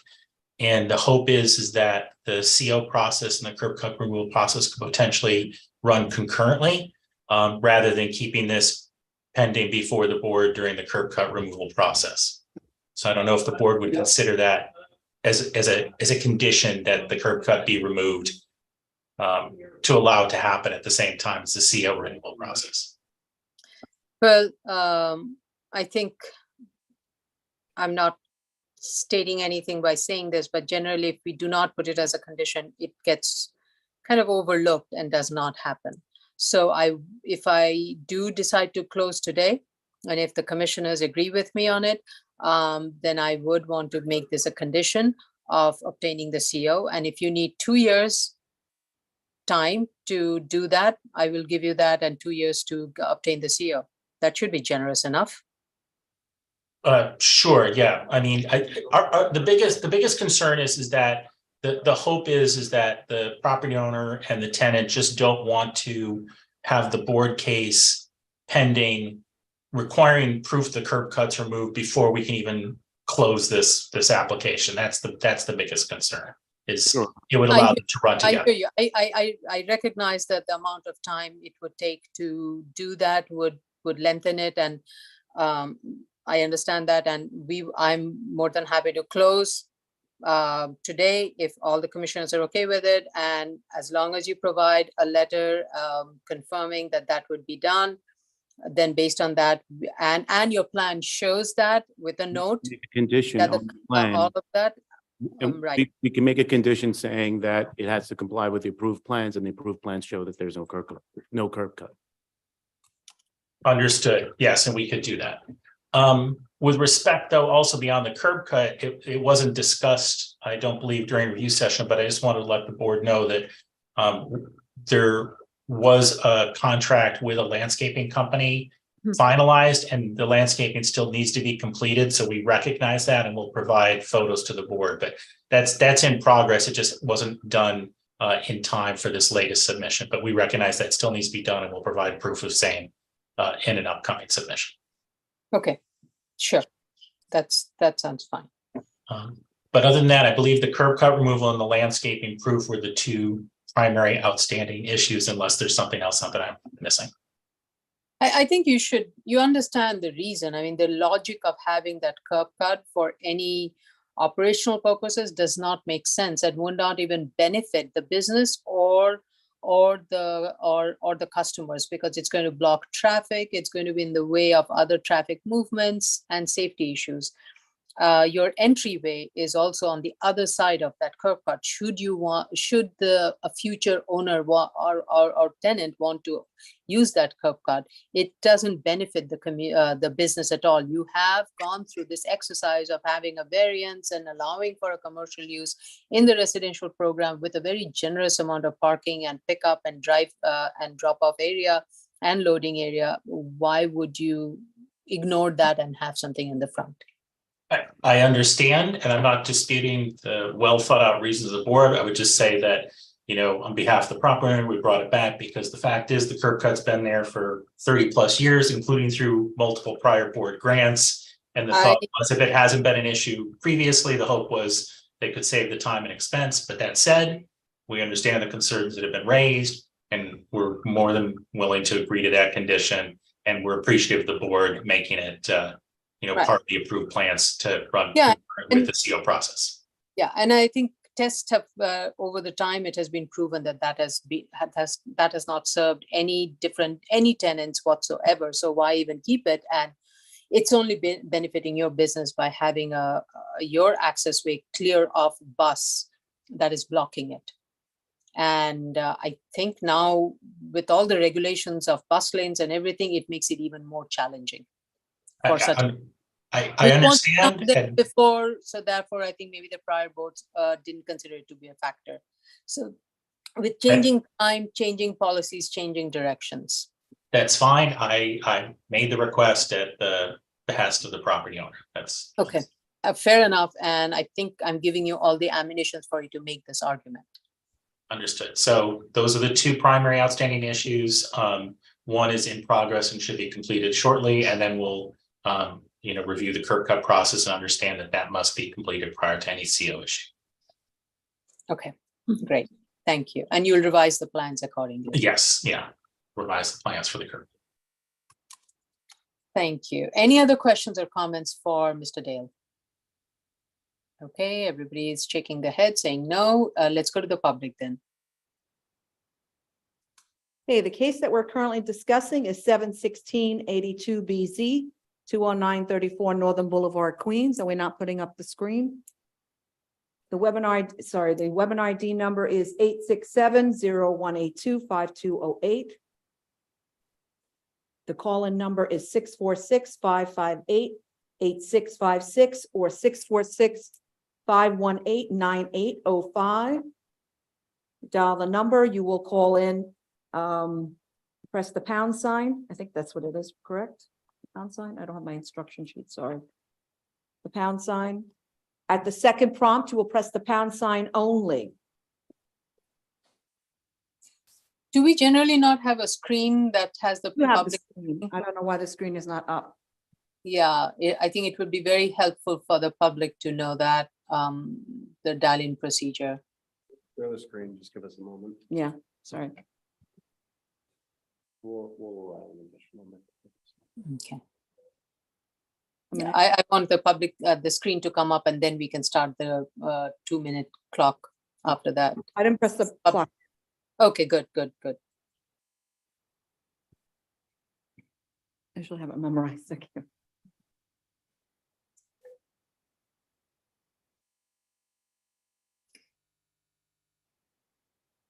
I think this is to make sure anyone can access it, the call, whether through text or otherwise.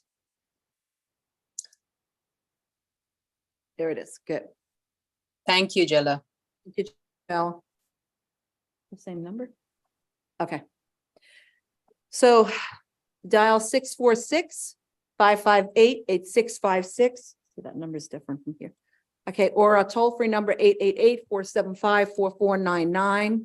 You may also dial 646-518-9805. It's there. Enter the Web ID number 867-018-0182-5208 and press the pound sign. At the next prompt, you will press the pound sign only. Once you're in, press *9 to raise your hand, *6 to unmute if you're calling in on the phone. Once you're permitted in, you will have 3 minutes in which to discuss your issues with the case. Yeah, that's why I said the same number, the second. All right. All right.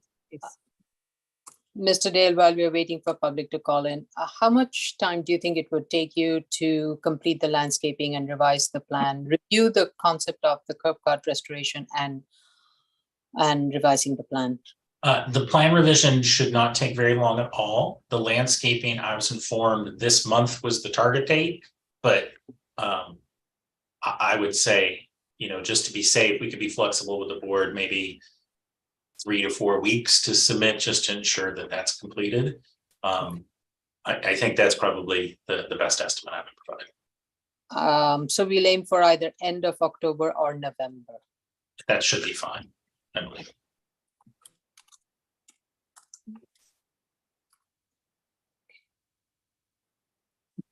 I'm waiting for public to call in. Based on that, I want to get a consensus from the board. Don't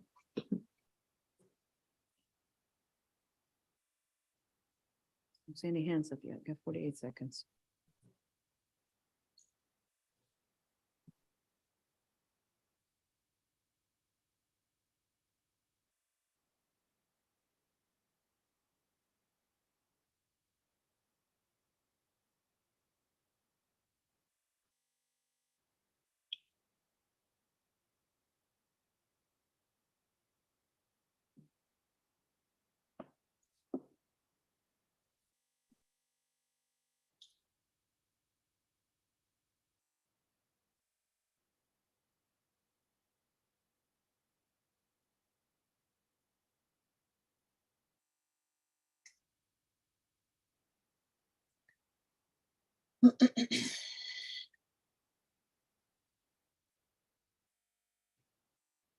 $48 seconds over.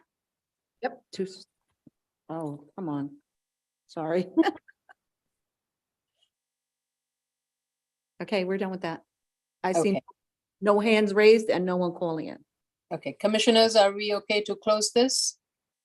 Everybody shaking their head in agreement? Okay, then I make a motion to close. Motion to close, Chair Shanda, Aye. Vice Chair Shabeta, Aye. Commissioner Otley Brown, Aye. Commissioner Sheta, Aye.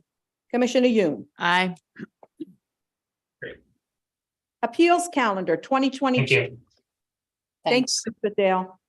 2022, 28A through 2022, 30A, 15, 17, 19 Bedell Street, Staten Island. This is Mr. Victoria. Yes.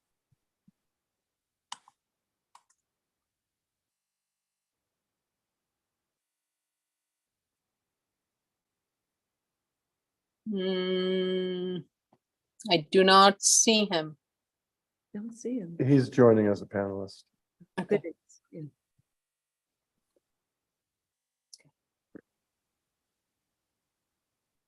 And I don't see Linda Victoria either.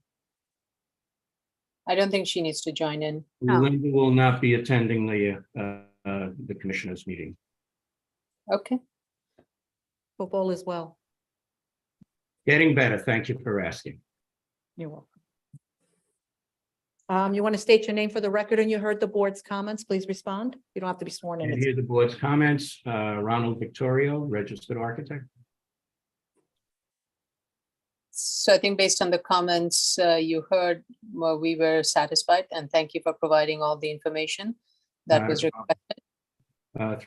Through the guidance of the commissioners and a lot of detective work, because I wasn't the original AOR, I believe we've addressed all the issues. I'd like to start off first by saying that we voluntarily presented this situation to Community Board 3 Land Use Meeting last Wednesday, the 13th. They did take a vote. We got a unanimous vote of acceptance at that meeting, so that's just for the record. I understand that in a couple of weeks, it'll be presented to the general board meeting, and hopefully the board will receive a supplemental follow-up of that acceptance. So in response to the issues that were raised, I would like to clarify the costs on construction. I think that were brought up by Commissioner Ewan. This was an 18-year-old project.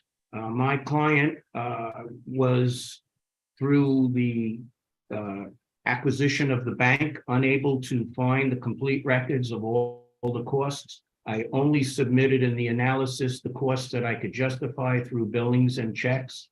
That's why the number does seem low. I would just like to state to you that the owner of record was also the contractor of record. Her company placed the foundation, so you will not see a labor cost for the placement of concrete, but only the concrete cost. At the time, 18 years ago, concrete on Staten Island was going anywhere between $75 to $100 a cubic yard. So I rounded off the dollar value to $3,500, divided it by the higher number, $100, and we come up with a verification of billing of 35 yards.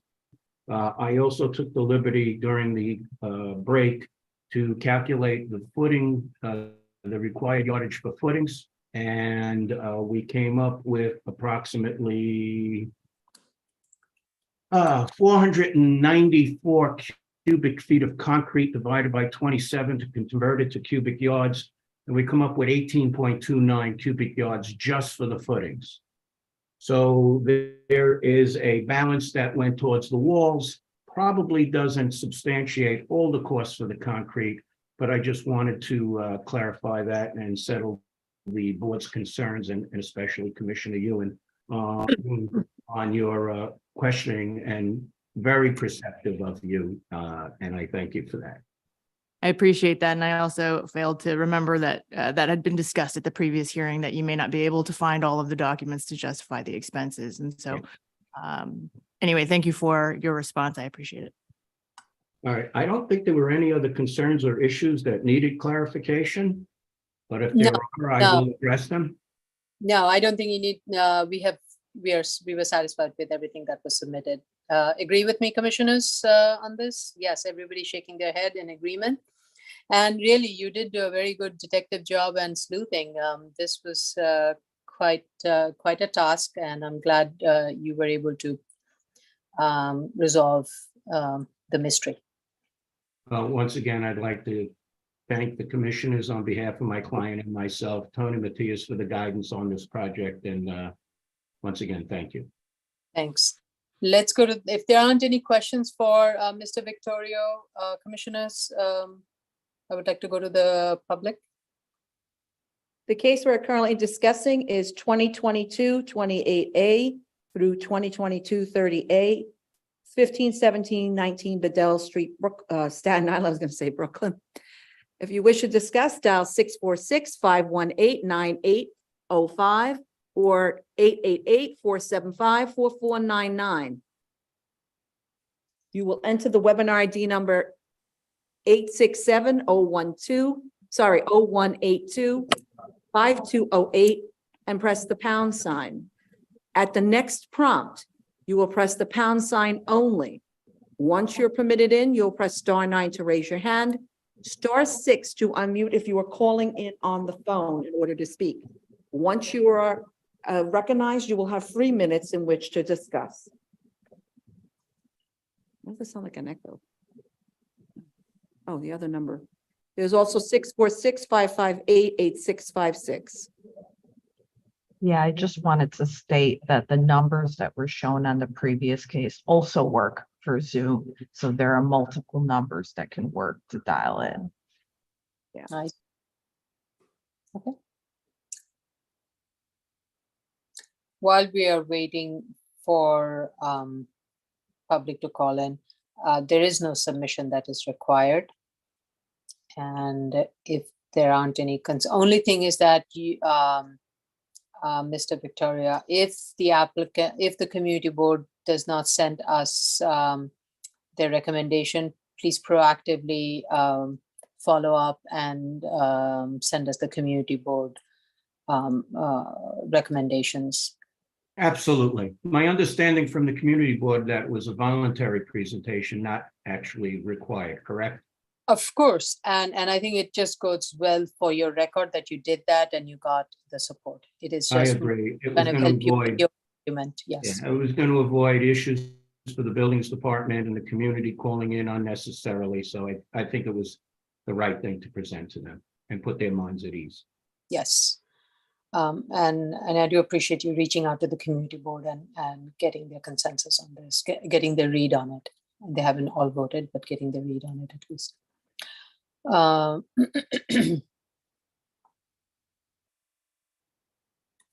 Okay, time is up. I see no hands up, no hands. Nobody calling in. So I would like to make a motion to close.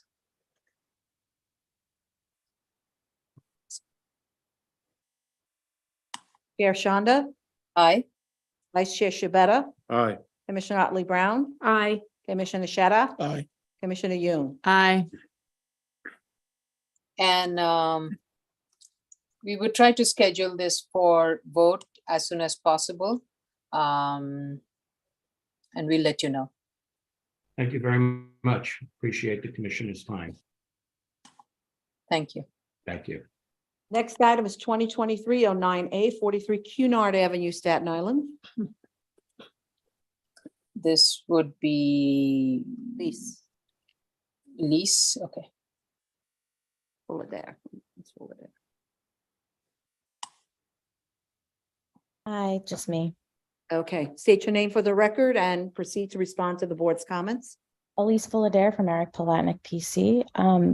Thank you so much for your comments. I think I should first say that there are 3 parking spaces, but as you noticed, 2 of them are marked. One of them wasn't. I think we just need to clarify because I see 3 on the site plan. So maybe we just missed a note there. Okay. Also, we hadn't updated the trees like you pointed out or the statement of facts because we're going to incorporate whatever the fire department comments are into the final package to not be confusing, to keep going back and forth. So all of that will be updated and we still agree to it once the fire department tells us if there's any substantial changes that need to be made. How long will it take for you to make those corrections with regards to fire department and all other notes and the BPP and everything? We're waiting for the fire department to respond to our, so I see that he's here, but to respond to what they asked for. And if we don't have to make any substantial changes, we can do that all very fast. But if we do have to make any substantial changes, I'll have to get back to you. Yeah, I'm trying to, unfortunately, I do not have a good note from that last hearing, but I'm trying to recollect why fire department wanted that section. And does this needs to be sprinklered, this building? I think it will be sprinklered, but I can double check that and put that You in. can, so put a note to the plan. Mm-hmm. Chief Daly is in the room if you want to. Yeah. Yes, please. Thank you, Madam Chair. The reason why our city planning unit, they requested a section through the roadway is to determine the slope of that roadway. They seem to remember reviewing this application a few years ago, and at the time, the slope exceeded 10%. Now I did a rough calculation. I came up with 9.8. So city planning was happy with that, but they asked for a continued review, and I'm still waiting to hear back from the city planning unit on that. I sent them several emails, and I've been out of the office climbing cranes these past 2 weeks. So, but I'll hopefully be back in the office on Wednesday. I can follow up with city planning in person and get back to Elise and to the project managers. Okay. Thank you. Thank you.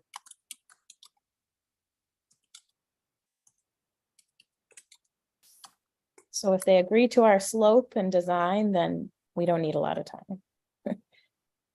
Okay.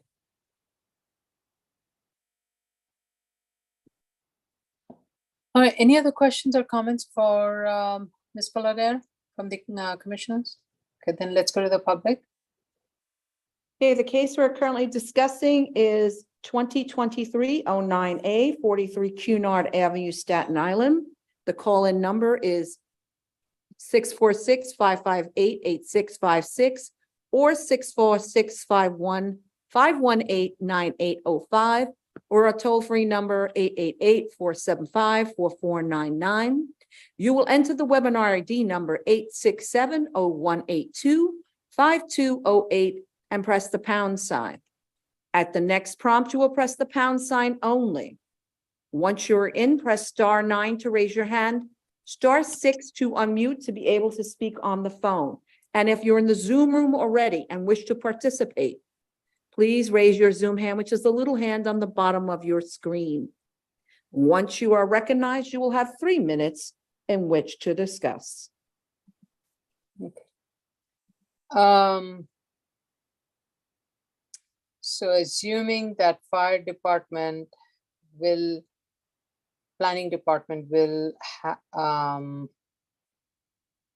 well, we will only know by Wednesday. So I actually am trying to think whether we should close it or not. Because if fire department's planning department has any comments, we would then have to reopen it and have the plans revised significantly if it's a significant revision. Oh, may I ask, Madam Chair? Ms. Sure. Bellmere, there's no city planning sign-offs, right? Was it this? We didn't need them for this. You didn't need them because this was a change to the original plan, right? Yeah, we redesigned completely. Okay. Okay.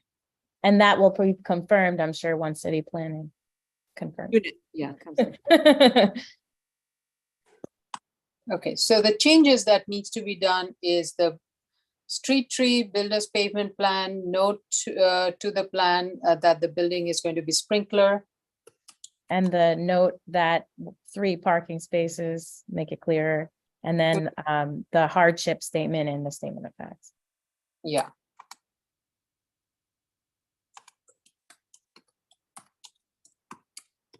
Bunch of things, but all little. Okay, how long will it take?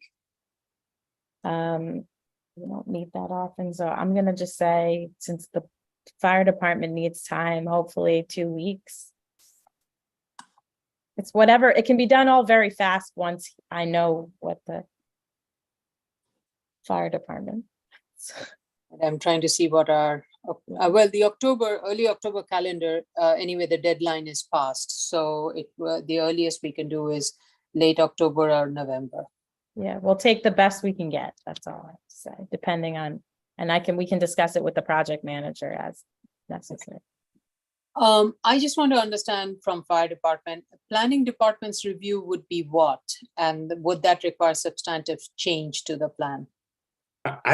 Do not believe it would require substantial changes. And we have the slope now, which I explained to them, the slope. We have the 30 by 30 frontage area, and that the house is also going to be sprinklered. I don't foresee any additional comments from the city planning unit, but no, they outrank me, so I'm have to wait for that. Okay, Once they get a star, then I can tell them what to do. So. okay. All right, so I think based on that, commissioners, do you feel comfortable closing? And then if any issue comes up, we'll have to reopen it? Yes. Okay, Okay. all right, then I make a motion to close with the records open, of course, being kept open. Okay, Chair Chanda, Aye. Vice Chair Shabeta, Aye. Commissioner Otley Brown, Aye. Commissioner Sheta, Aye. Commissioner Yoon. Aye. Thank you. Thank you. And we'll try to schedule it either for end of October or November, depending upon submission and delay. That makes sense. Thank you so much. New appeals cases, 2023-13A, 34 Carlton Place, Staten Island. This should be Joe Locasano, I believe.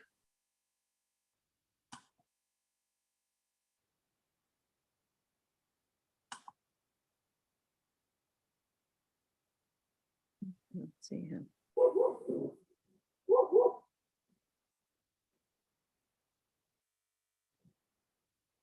Mr. Locasano, or whoever's here for 34 Carlton Place. Let's see. Oh, there is Joe Locasano. He's joined as panelist. Good afternoon. Can you hear me? Yes, can you put your video on, or is there a problem? I thought I had it on. I apologize. Hmm.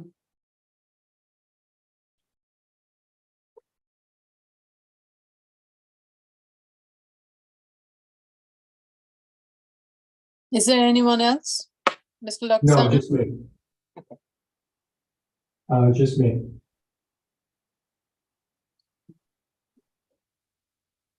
Can you join, did you join as panelist?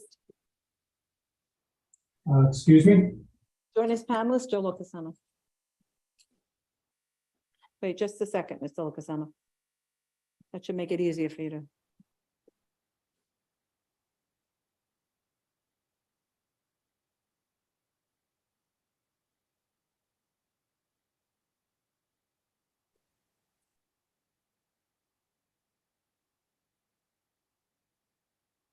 There he is.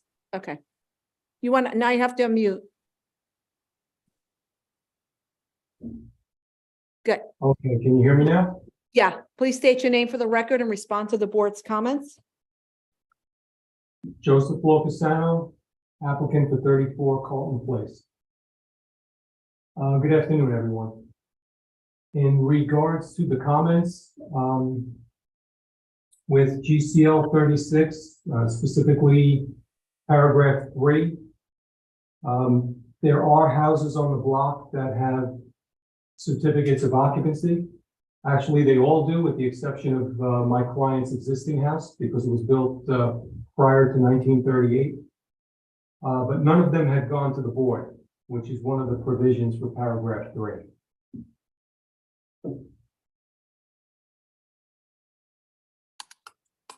Okay.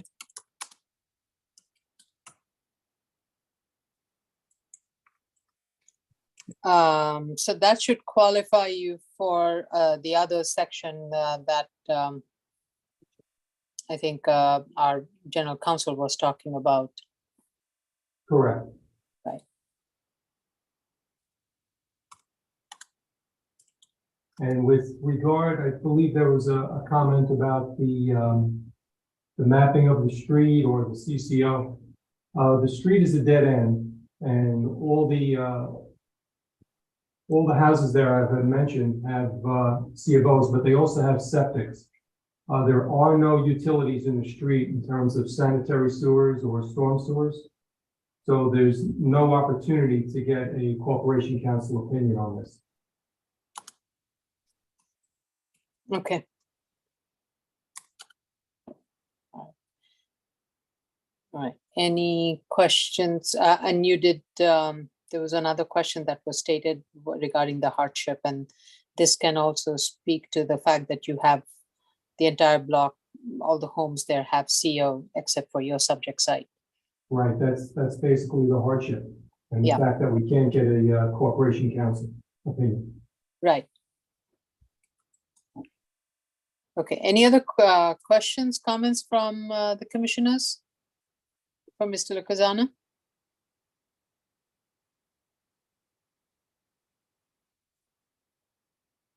Okay, let's then go to the public.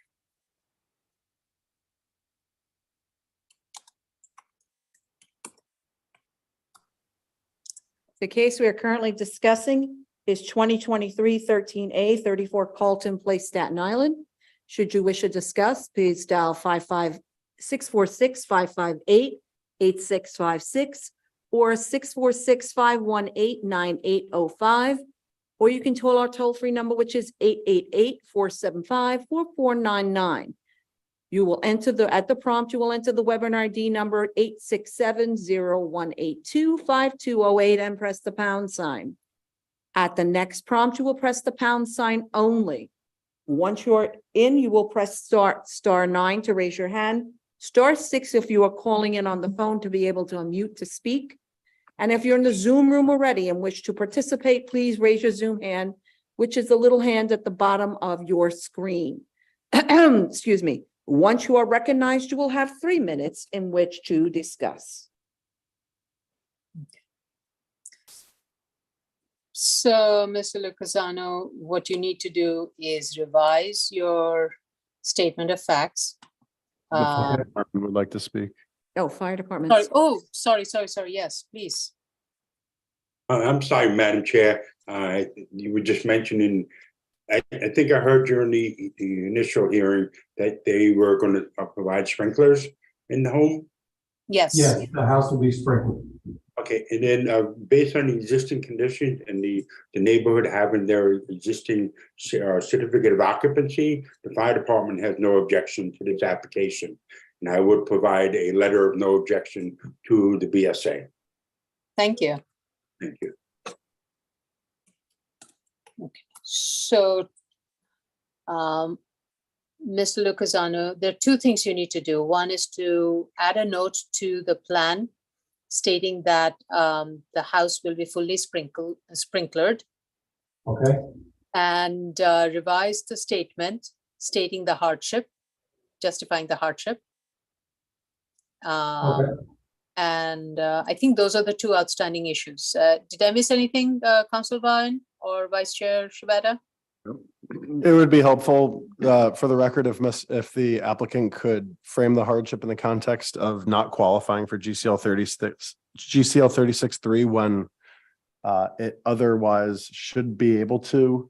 And therefore, in the context of Browse v. Smith, which I believe the applicant's aware of, it might appear that the mapping of this section would be a cost far in excess to the cost of the development of the single family home. To the benefit of all the other homes existing on the street. If the applicant believes that's an argument to make for the board. Okay. Okay, thank you for that guidance. I would like to then make a motion to close. Are the commissioners okay with that?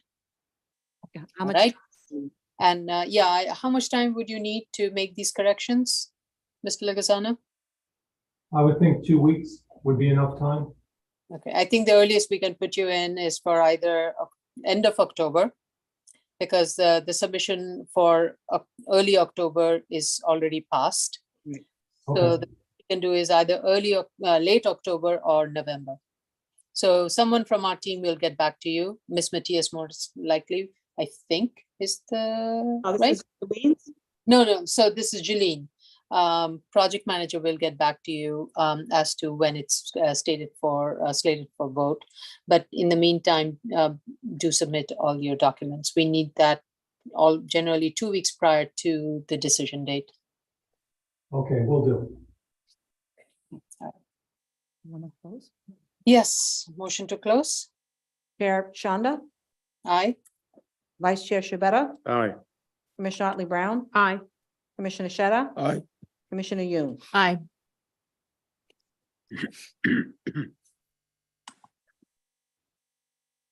Next item is 2023-28A, 159 Pioneer Street.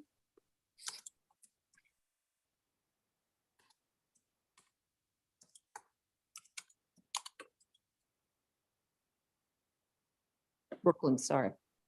And Ms. Baton, just please confirm who will be here attending with you. We have Nathan Rich, Jill Eisenhard, There's also an Adam Lecter. Is that Adam your Lecter. team? Just confirm. Alex, Emily, Justin. I believe, I don't know who's on the phone. I don't know if that's a person. I think Stephanie Hemshort's hand up.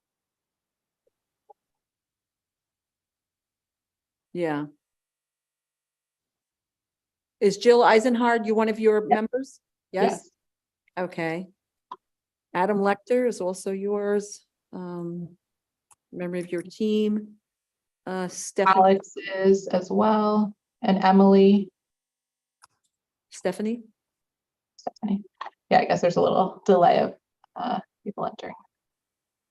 Stephanie, and who else? Emily Kerwin. Yes, Emily Kerwin and Alex Schwartz.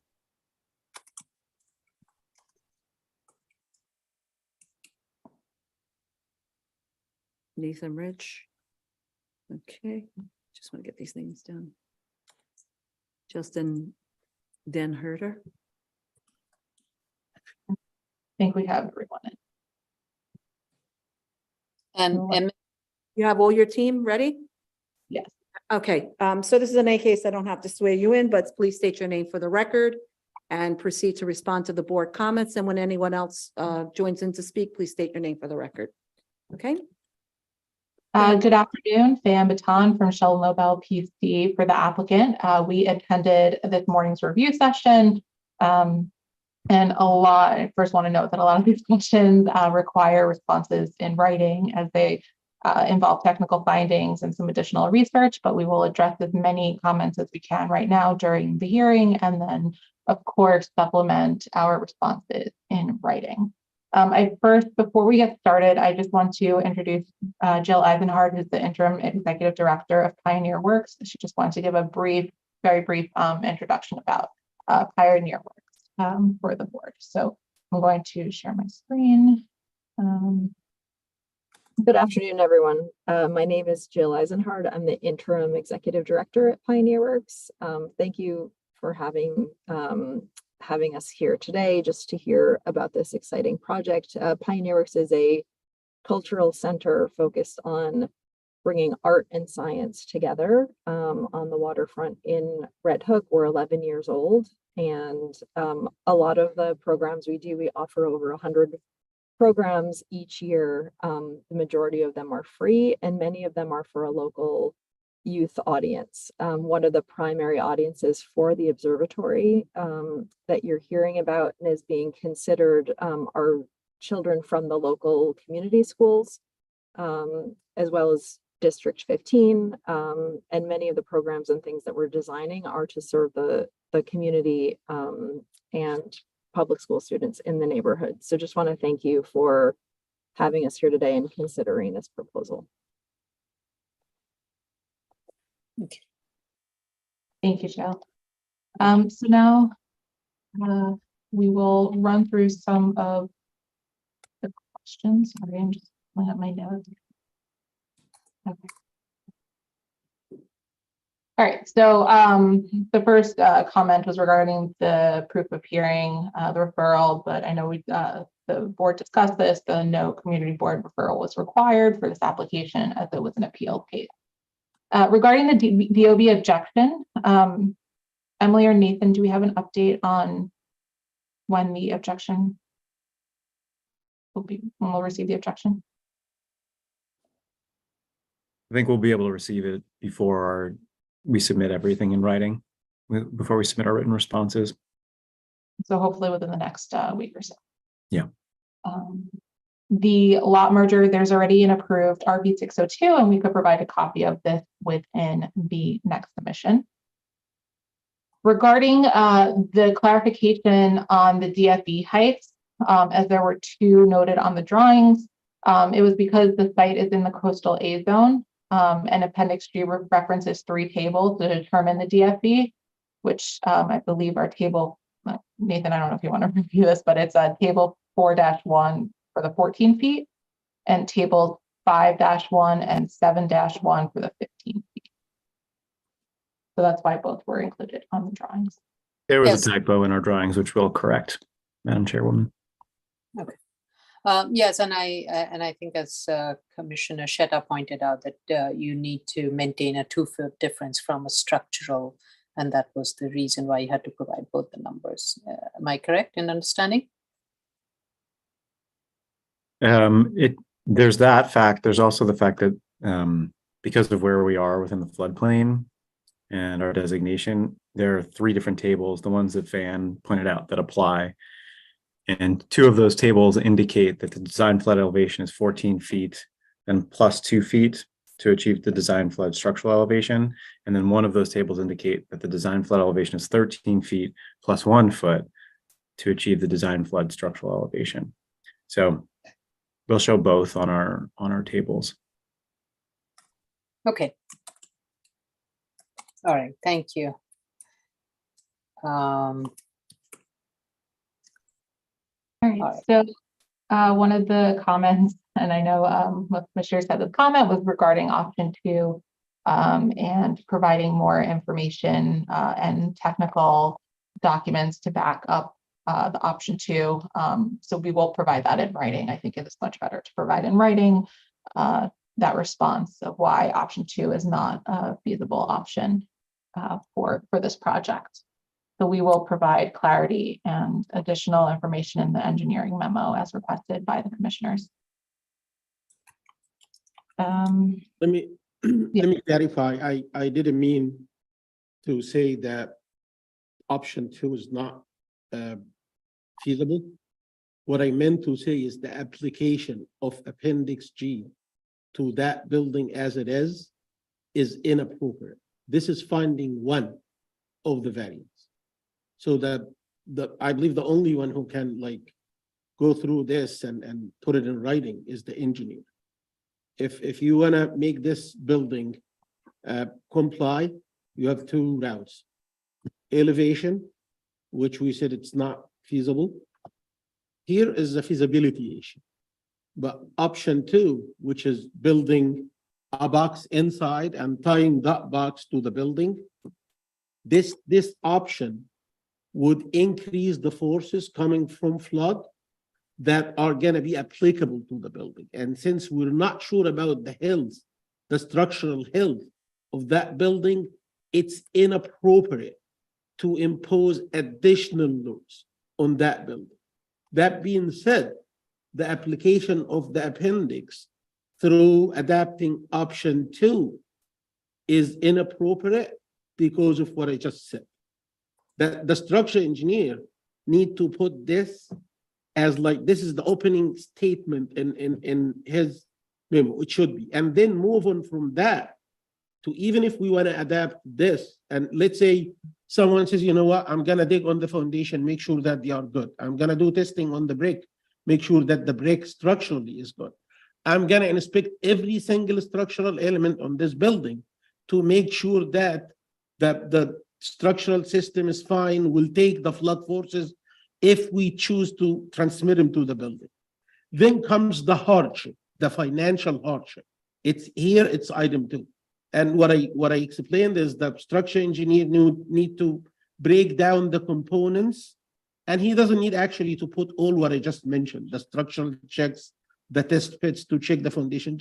If he just picked 3 items, the concrete slab, some tie down anchors, and the perimeter concrete wall, the cost for these three items, I did an estimate on them.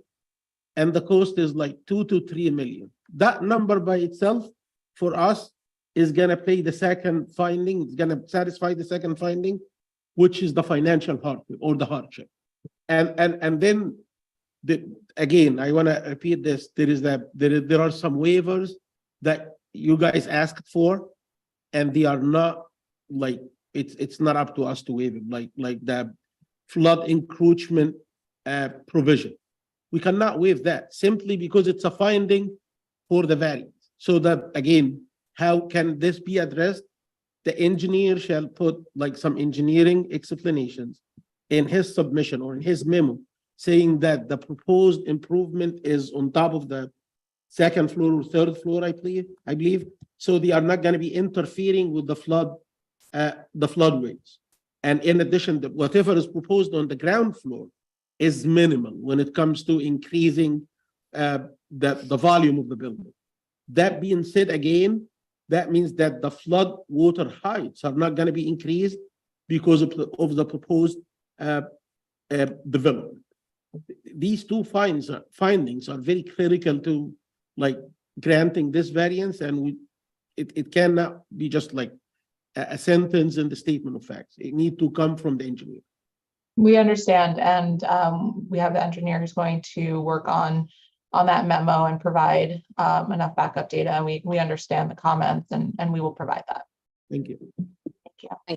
If you have any questions, please do follow up with our project manager for more clarity. Okay. Perfect, we will. Okay. So regarding that also, I think we did discuss that we want to specify which portions of Appendix G we can meet and satisfy, because we did have a very long list. The original list that we provided might have been a little over-inclusive, as we wanted to make sure that the waivers were accounted for to prevent the need to come back later. So we will re-review all of the waivers and provide a clear list for the next submission. We're happy to do that. There was a question raised, I believe, by Commissioner Sheta regarding the electrical room on the ground floor, including the picture of the high voltage door. So the existing services will not be relocated, but all of the new utilities will be elevated above the DFE this includes like the new generator and the emergency electrical closet, which will be fully operational in case the existing base building service goes down, and will maintain the life safety devices throughout the building. So in case of an emergency or an evacuation, the existing service will be turned off to prevent damage or dangerous conditions. So that's regarding that first floor electrical room that you had taken a picture of. But yes, all of the new utilities will be elevated, including the emergency generator. And this is your current action plan that you've been using? You said you had submitted an action plan during emergency. Is this in your current action plan? I don't think it's actually written in the plan, but we'll make sure. Stephanie, I don't know if you want to. She's nodding her head. Yeah. Yes, we will be adding that as a note to the action plan, as well as opening all the doors, which is another item. Doors and windows. Doors and windows, yes, all operable doors and windows, including a roll gate. So I think that goes to the question that Commissioner Sheta had. He pointed out two kinds of windows that you have, one that are operable and the other one seems to be more fixed. So, so you need to make sure pretty much all the windows and doors are operable. And so that's something you may want to go through and work with your engineer and architect to see which ones are not and which one needs to be made operable. And I would suggest you revise the action plan and clearly indicate what is the existing one and what are you adding, what are the new features you're adding to ensure that it would go to the comments that Commissioner Sheta and the board is raising. You're talking about the utilities, Chair, right? Pardon? You're talking about the utilities, or you're talking about the windows and doors? Both.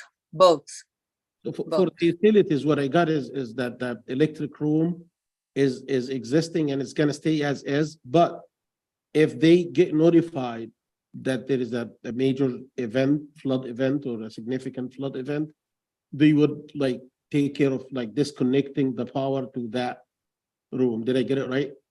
Yes, it's just that we did not include that specific language in the action plan. I think we just did more general safety that there'll be an evacuation. So we want to specifically call that out, and we will include that in the plan that we provide to the board. Okay, and the second thing you need to put in the plans actually is the doors and windows. You want to make sure that in reality, you want to make sure that you can open and close them. And if you get notified about a major flood event, you make sure that you leave room for the water to come from outside to get inside, and vice versa, to go from inside the building to outside.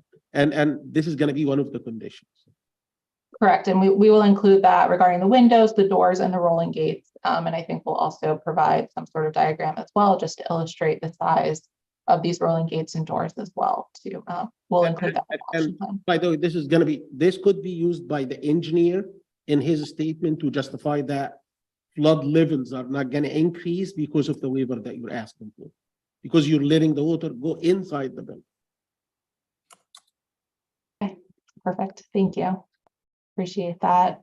So we will update the action plan and maybe even put it as a standalone document, not just on the statement of facts.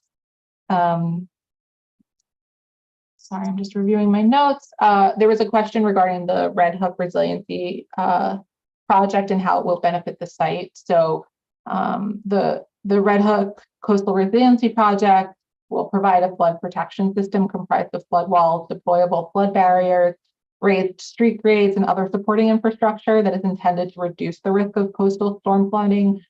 This flood protection system would provide the base static level of protection up to an elevation of 8 feet and up to an elevation of 10 feet with deployable flood barriers. So the premises right now fronts the project area boundary on Pioneer Streets in Conover. So there's like the corner, they're going to have a proposed barrier, and there's also a proposed street raising along Conover and Pioneer Streets. So as I mentioned, the flood wall is proposed to be at that intersection as well. And this, project aims to reduce potential flood threats in the neighborhood in Red Hook.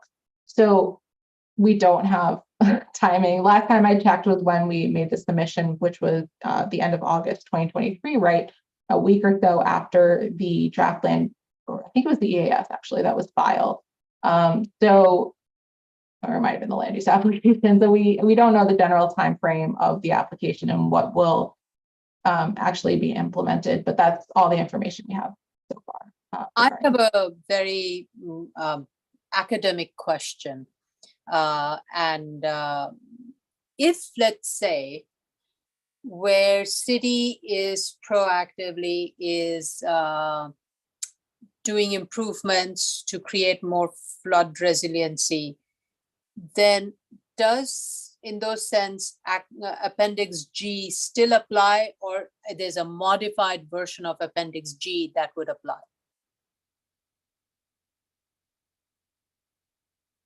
I would have to double check that. I think because I don't think they're updating the building code. This is just they're just putting physical barriers up. I don't know how that was to put it. Let's say if this application was at DOB after the flood resiliency was implemented, approved and implemented, meaning built, what kind of flood measures would this building have to face? What kind of waivers? Are you asking if it would require the same like waivers of Appendix G? Yeah, or what kind of review DOB would do that would require as all the elements of Appendix G to be met or minimized or whatever? I guess that's what I'm trying to understand. That's a good question. I would have to double check. I mean, I think the trigger is more that we are in the floodplain, and that's what starts the requirements for going for Appendix G. And I don't know if that would change. The FEMA maps would change. So I'm not sure. I could double check, but I'm not sure. Academic question. I'm just trying to understand. Let's say on the best scenario, city is able to create a very robust dynamic resiliency effort, what happens to these requirements and what trumps? Right. Yeah, we could look into that. I just think that from a timing perspective and what actually gets adopted, the DCP, the resiliency project, will take possibly at least another year and a half. And I know the applicant wants to build the observatory as soon as possible. So, but I understand we could do a little research and see. Yeah, this is just, like I said, it's not going to affect your project, but I just kind of, yeah, thanks. Just to jump, I would, and this is just an opinion, but I would think that it would have to, as I think Ms. Baton was saying, it'd be subject to the definition or classification of the site within a floodplain pursuant to FEMA standards, because the code is written based on the categories as defined by FEMA on the flood maps. So I would think that if theoretically substantive flood resiliency improvements were made, a letter of map amendment or some sort of map change or categorization change would be requested from FEMA. Yeah. Because everything trickles down basically from the FEMA designation. The only action that would have FEMA change the designation of the site is to raise the elevation of the entire area subject to that project, and I wouldn't think it's gonna happen that way. Even I did some like major flood protection in New Jersey, in Secaucus. This area, the elevations over there are like around maybe 2 feet below design flood. And even if you do like build the wall all around the site, JP Morgan Chase actually was one of the big sites that we did that kind of work for, a data center. And at the end, when they tried to submit to FEMA to change the designation, I do recall that FEMA asked them to like wait until they see the real performance of that system that was proposed, and then make a decision on whether they can change or not. But if you have a building or a site that grades at elevation 10, the flood elevation is elevation, let's say 13 or 14, and someone comes and decide to elevate the entire site to put it above, that is done automatically. Which is not, I don't think it's the case for what the city is doing in this area. Okay. All right. Thank you. It's always keen on learning these new things. Any other, there are other questions you have that you have done. Yes, regarding the variance findings, I don't know how that one section was missed, maybe in different versions, so I will make sure that that's included. So apologies for that, and we will update that accordingly.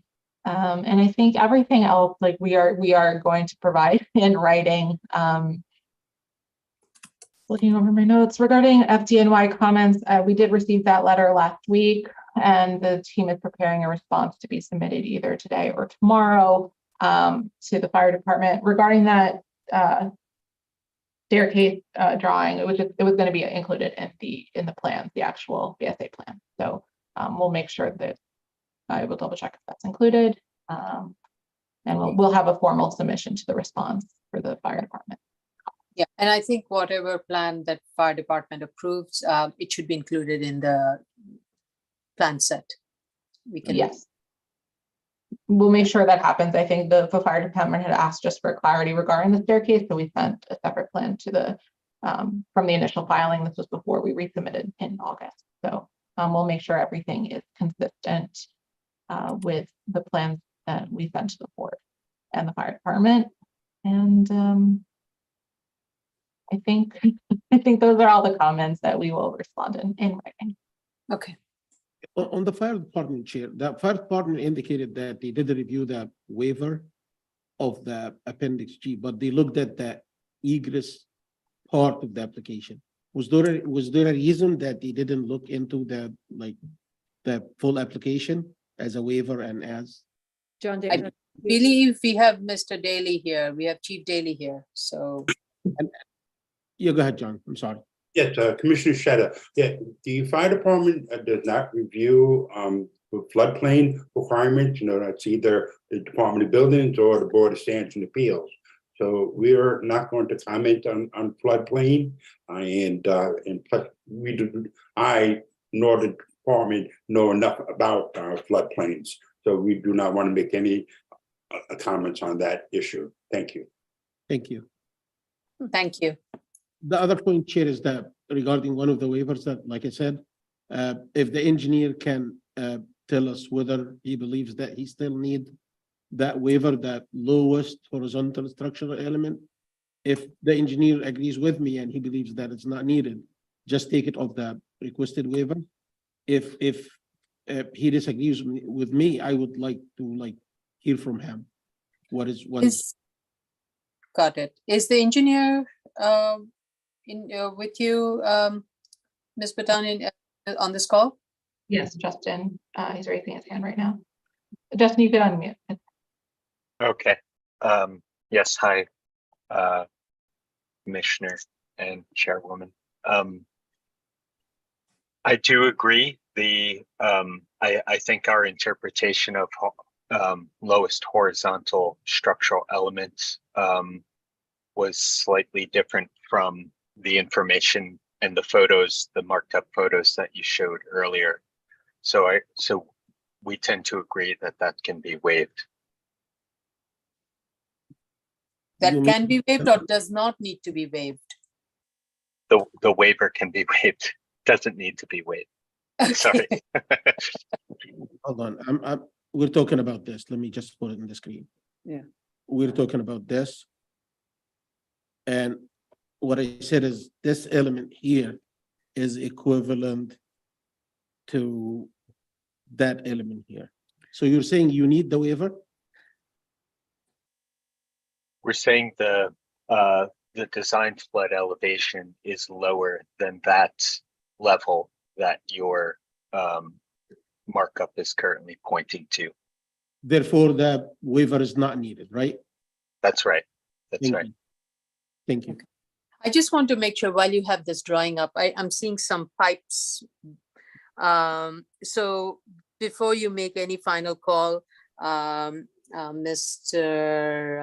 Denharder, please look through the plans and elevation and scientific investigation. Just make sure that you don't need it. Absolutely. Okay. And Mr. Herder, do you have any non-bearing wall type walls in the ground floor? I tried to look, but I wasn't able to. For sure, the perimeter walls are, but I'm not sure about the interior walls. Some of the interior walls are load bearing, but the vast majority of them are either partition walls to cordon off and delineate interior spaces. The load bearing structural walls are what's exposed and expressed as part of the architecture and the structure of the building. Around egress stairs, the newer CMU walls are also load bearing. Okay, so if we have some partitions, they could be considered as what the ASC 24 column breakaway walls. They could be considered as that, right? That's right. Yes. And you're making sure that they are not structurally connected to the structure. In other words, the concern of Appendix G, if these walls are connected to the structure and they got hit by a wave or something, and they start to collapse, they're gonna drag the structure with it. And you're telling me that in your inspection and in your drawings, you're making sure that these breakaway walls are not connected to the structure, right? Yes. That's right. That's right. Thank you.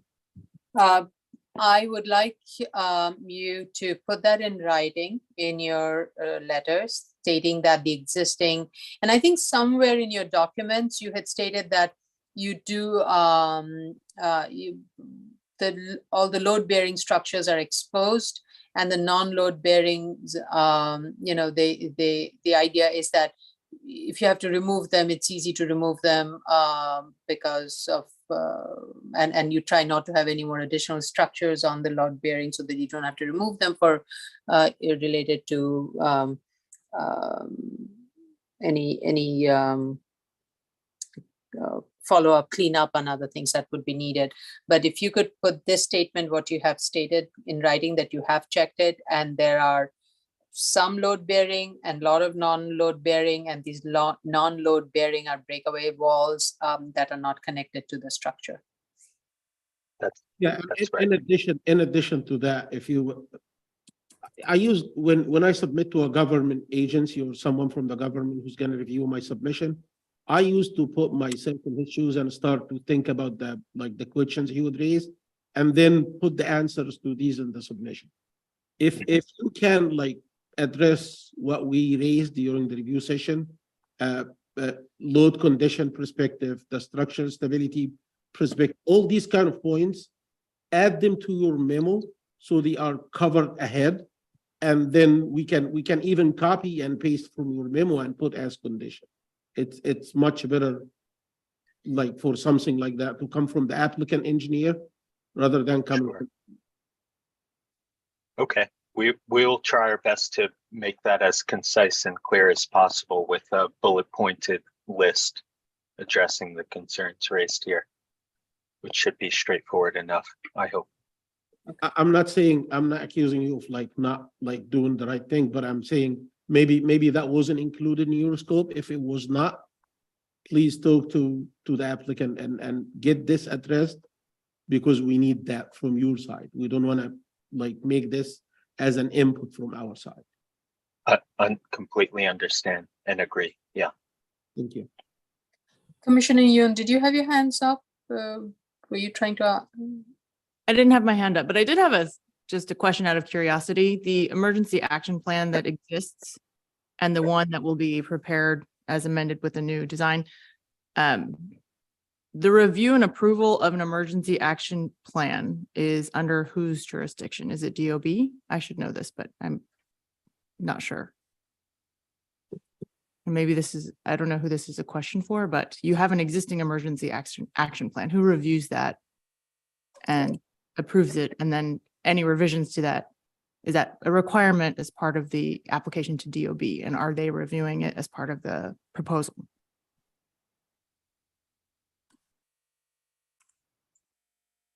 I think we have to double check internally on that one.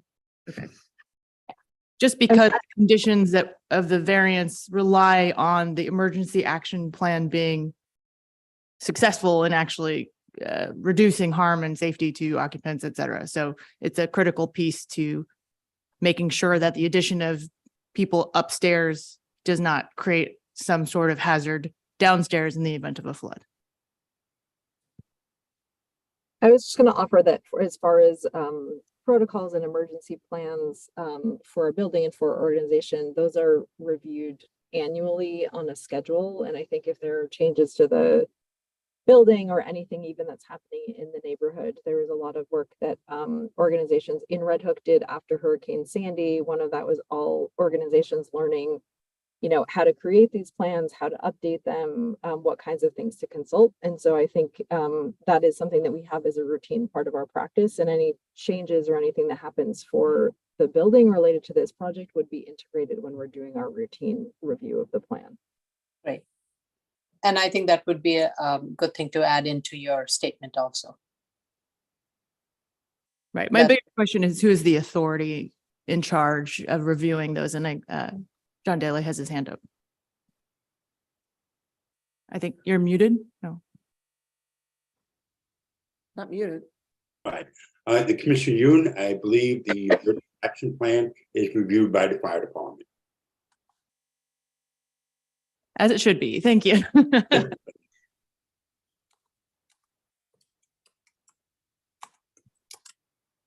All right. So we have that answer. So now you know where to submit your action plan to. No, not yet. Okay. All right. So- Any questions or comments, Ms. Batan, any other follow-ups? No, we'll follow up in writing, and if we have any questions, we'll reach out to the project manager to hopefully gain some clarity.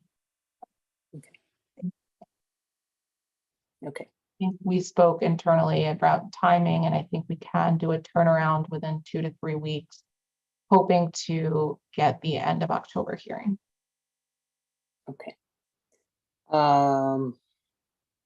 Just want to look at our schedule. We have a quite. End of October would be a 10-12 submission.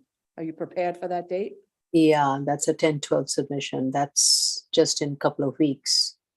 You know, this is such an important project, and it's a project that, as you can gather from the commissions, we all support. We really don't want to have you delay it. If you and if you need the time for November, get it perfect so that we can close it and you don't have to go back and forth on minor little things. And it is a complex one. We'd want to review it thoroughly and not have to have multiple hearings on it. That kind of confuses the record and also our review. So don't hasten it. You can, as you're gathering, we like this project. We want this to go through. So do it right. Understood. We appreciate it. Yeah, so Fran, for the November 13, 14 hearing, if there's room, the submission date would be 10/26. That gives you a little more time. I could just talk to the applicant team and maybe speak to the project manager tomorrow, just to confirm. Okay. If that's possible with the board. Yeah, yeah. Thank you. And I'm just looking at our lineup. Yeah, we have quite a bit on October also.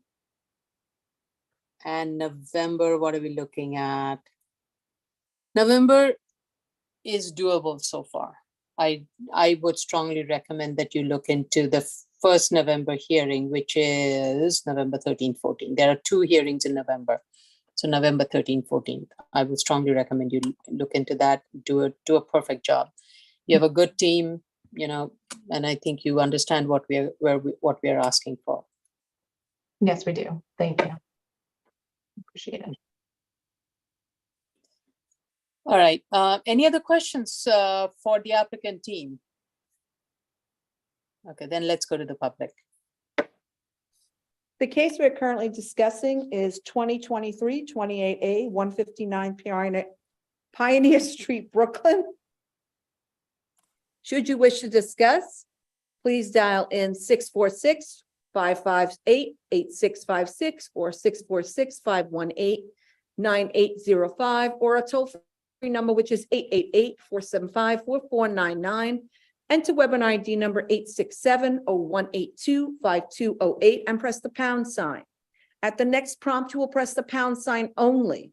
Once you're permitted in, press *9 to raise your hand, *6 to unmute if you're calling in on the phone in order to be able to speak. And if you're in the Zoom room already and wish to raise your Zoom hand, please use the little hand at the bottom of your screen. Once you're recognized, you will have 3 minutes in which to discuss.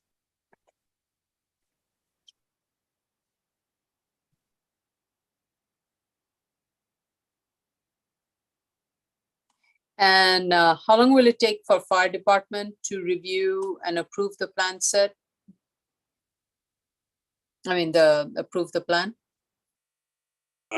Normally it takes about 3 months, but I'm going into the office on Wednesday and request that to the staff chief for an expedited review of this application.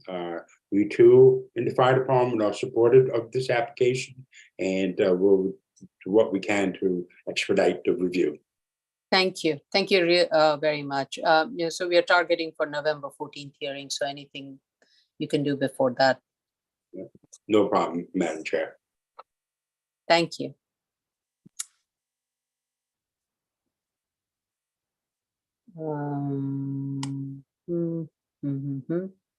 Okay. Right.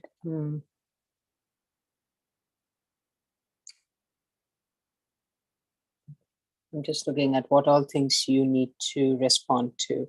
You need to revise the variance. You need to revise your emergency action plan. You need to look through, the engineer needs to look through all the structural elements and determine how much of the waiver is or not needed. Right now, it seems it's not needed. Then also the open doors and windows, look through them and identify which, keeping the windows and doors open. And if there are any blocked ones, I think the recommendation seems to be unblock them to make it easier and not be a resistance to the flood forces.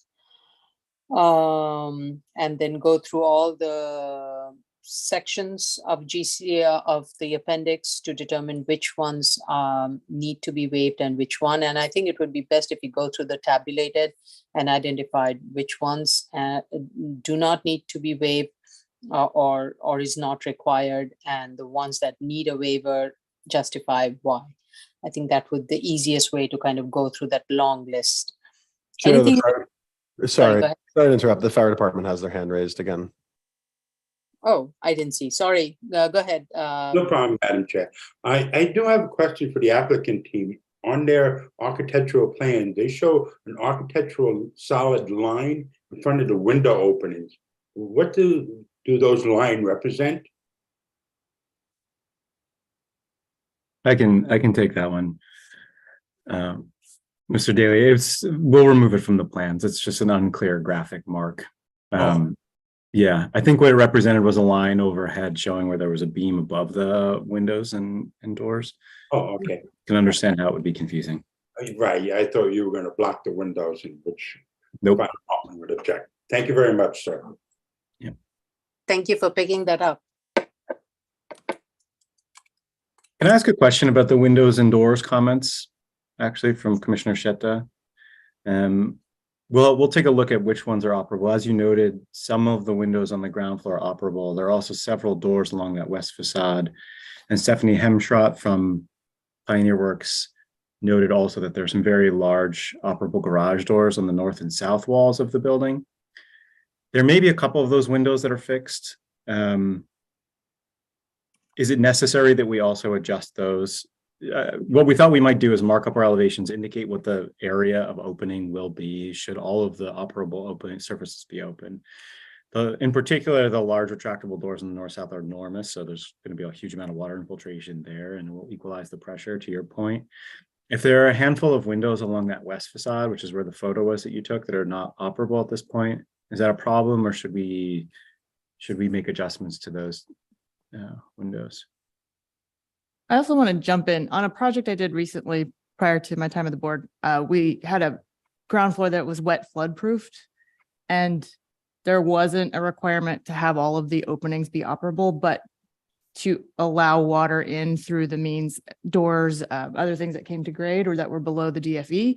So just in my experience, I haven't had this requirement of all openings needing to be operable in the event of a flood. Let me comment on that. I'm glad you asked about this, and actually I said what I said in order for someone to push back. Thank you for pushing back. The philosophy about leaving the windows and the doors open is analogous to when you have a building that's going to be raised and you're going to enclose the lowest floor. There's something called flood vents, and if you recall, there is a design for these flood vents, size-wise and distribution-wise. They should be distributed uniformly, and they should have a specific size to allow for smooth entry and smooth exit. To be honest, I never done this kind of calculations because I'm not an architect, but I know the norm behind specifying such. If you can pick some windows and specify them and prove it to us that the number and the distribution is sufficient to allow flood water to get in and get out, similar to the design of the flood vents, I would take that. And you don't need to leave all the doors and the windows open before the flood event. That That's makes clear. it easier. Yeah, thank you. Okay.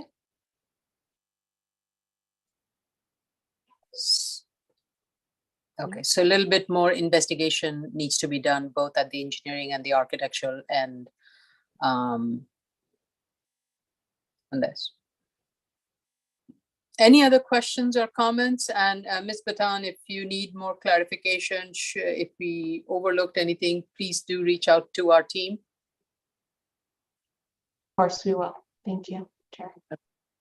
All right, let's aim for November 14th. And if you think you may not be able to meet it, you want to push it to the next hearing, next November hearing, do let the project manager know so that we can hold the space.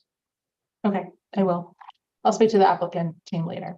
Because do not create a situation where at the last moment you seek it and then it gets pushed out to January. Understood. Understood. Thank you, Chair. Any other questions or comments? Going one, going twice. All right.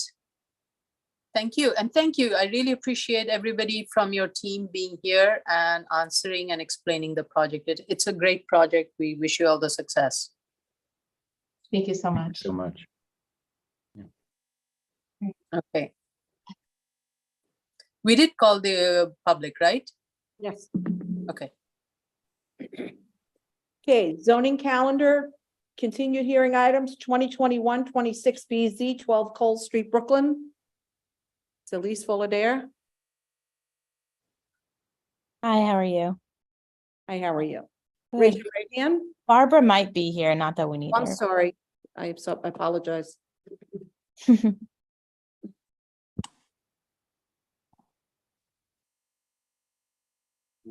you need her?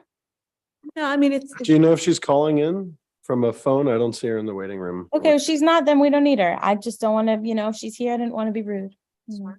yeah. I think we're good, Elise. Yeah, cool. You affirm, raise your right hand. Do you affirm to tell the truth, the whole truth, and nothing but the truth in your testimony before this board, and to respond honestly to board member questions? I do. Thank you so much. State your name for the record and proceed. Elise Fullader from Eric Polanic PC. Thank you so much for your comments. We really appreciate it. I spoke to the architect and he can make the revision, and for all of these cases and this one included, we just wanted to make sure that you were good with the design, and we'll update the statement and all of them, including this one, just to make sure everything is consistent. But now that you're okay with the design, we feel we can now finish the EAS hopefully and make sure everything matches. So, and that's the one other thing I'd like to say is, we are kind of behind with the EAS portion. We wanted to make sure the design was okay. So we'd probably need like 3 to 4 months to work on that with. Okay, this is something that I'm going to warn you all. Please do not do this going forward. Do not try to proceed with the application. And then once we are all we have baked part of the cake, you then try to proceed with the EAS. It really kind of takes a lot of our calendar from applications that are much, much more ready to go. Yeah, So no problem. going forward, please proceed with the submission of the EAS process as Understood. that it happens in tandem. Yeah, that was not the intention, so I'm sorry. Yeah. So. Okay. So we'll take about 4 months. Yeah, so my point is, we're not going to take up your calendar. I know you need other items, so put this on into the future when. Okay, all right. Any questions or comments from for the applicant? None. Let's I guess we have to go to the public individually on each one of them. Yeah. Yeah. All right. Okay, the case we're currently discussing is 2021-26 BZ, 12 Cole Street, Brooklyn. Should you wish to discuss, dial 646-518-9805 or 646-558-8656, or our toll-free number, which is 888-475-4499. At the prompt, you will enter the webinar ID number 867-0182-5208 and the pound sign. At the next prompt, you will press the pound sign only. Once you're in, press *9 to raise your hand, *6 to unmute if you're calling in on the phone to be able to speak. And if you're in the Zoom room already, please raise your Zoom hand, which is the little hand at the bottom of your computer screen. Once you are recognized, you will have 3 minutes in which to discuss. Okay.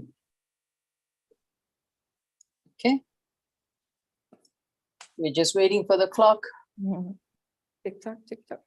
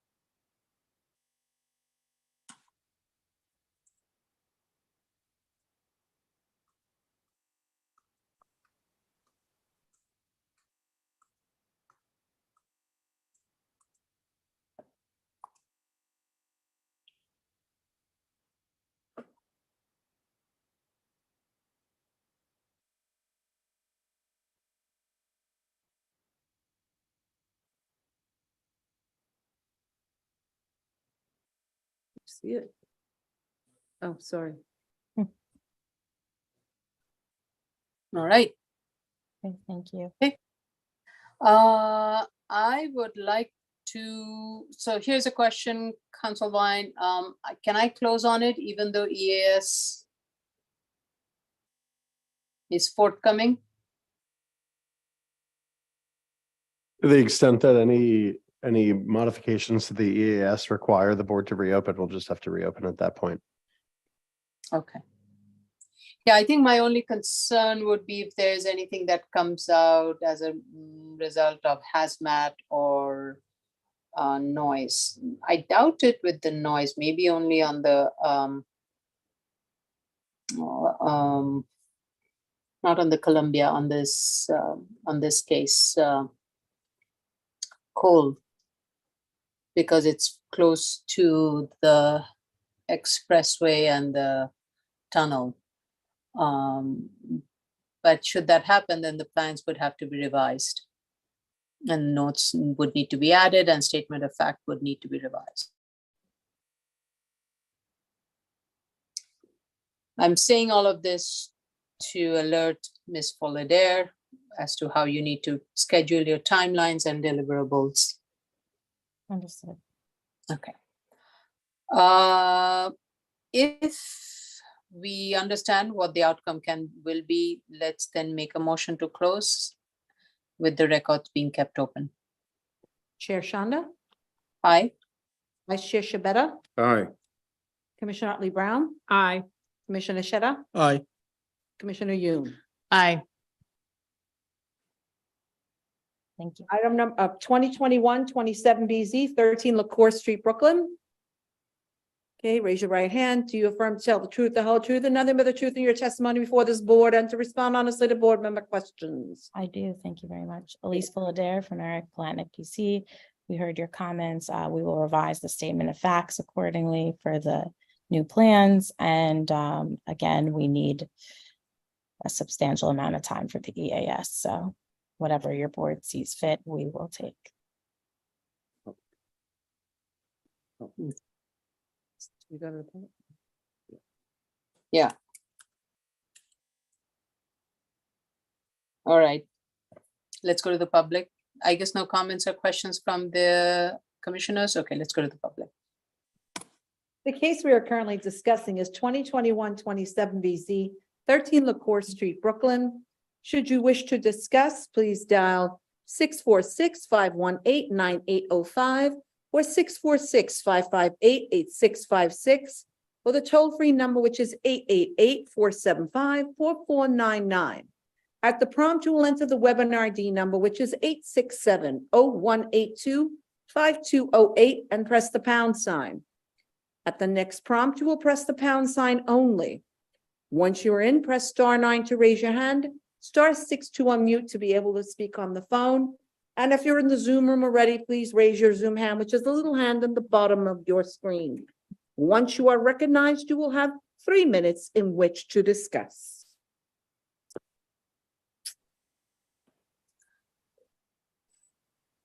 I have a question. Did you at all even do phase 1 report? I think so, but I don't want to speak without Hiram. Sorry. Okay. They did do a phase 1. Yeah, okay, thank you. Sorry. DEP recommended a phase 2 work plan, and the last cover letter said they were working on the investigation. I'm not sure if that means they went forward and did the DEP, the hazmat testing yet. Yeah, so that's the part we're at. There's also open WRP, air quality and noise, LPC.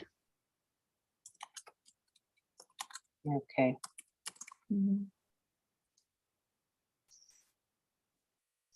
Okay.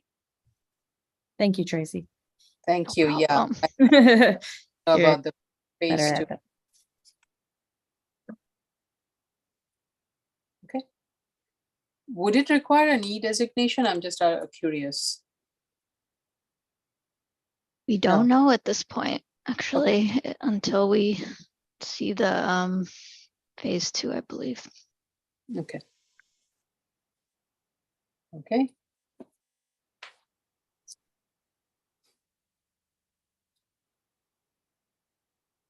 So I would suggest, Ms. Polidare, find out how long it will take for the phase 2 to be done as soon as possible, and the EAS completion, and let our project manager know, Ms.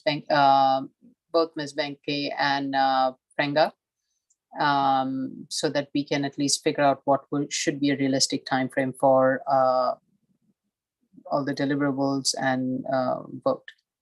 That makes sense. Thank you. I'll confirm that with our EAS team. Okay, I have no hands, no members of the public. Okay, I then make a motion to close. Chair Shonda? Aye. Vice Chair Shabeta? Aye. Commissioner Otley Brown? Aye. Commissioner Sheta? Aye. Commissioner Yoon? Aye. 2021-28 BZ 375 Columbia Street, Brooklyn. Raise your right hand. Do you affirm to tell the truth, the whole truth, and nothing but the truth in your testimony before this board, and to respond honestly to board member questions? I do. Elise Fullader from Eric Polanic PC. Thank you so much for having us again, and thank you for your comments. We again need time to do the phase 2, as we just discussed, and revise the statement of facts. Yep, okay. Let's go to the public. The case we are currently discussing is 2021-28 BZ 375 Columbia Street, Brooklyn.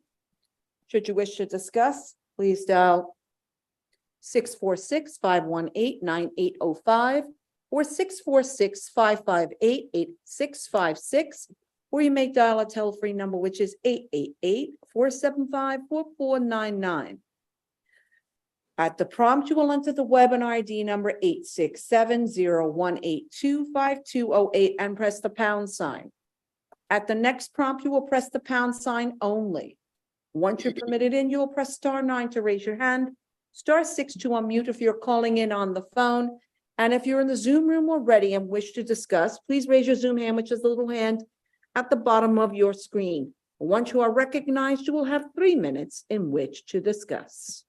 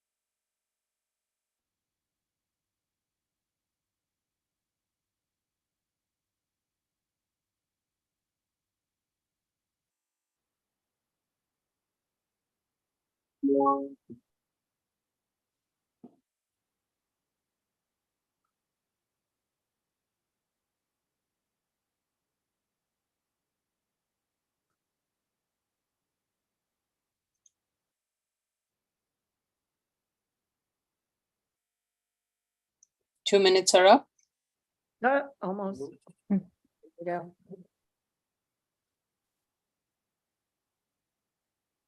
Close. All right.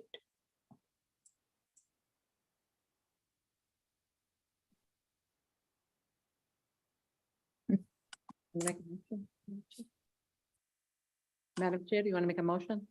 Oh, yeah. Sorry, I didn't hear you said, yeah, let's close. Chair Shonda? Aye. Vice Chair Shabeta? Aye. Commissioner Otley Brown? Aye.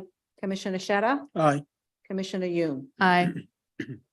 Okay. All right, thank you, Ms. Fullader.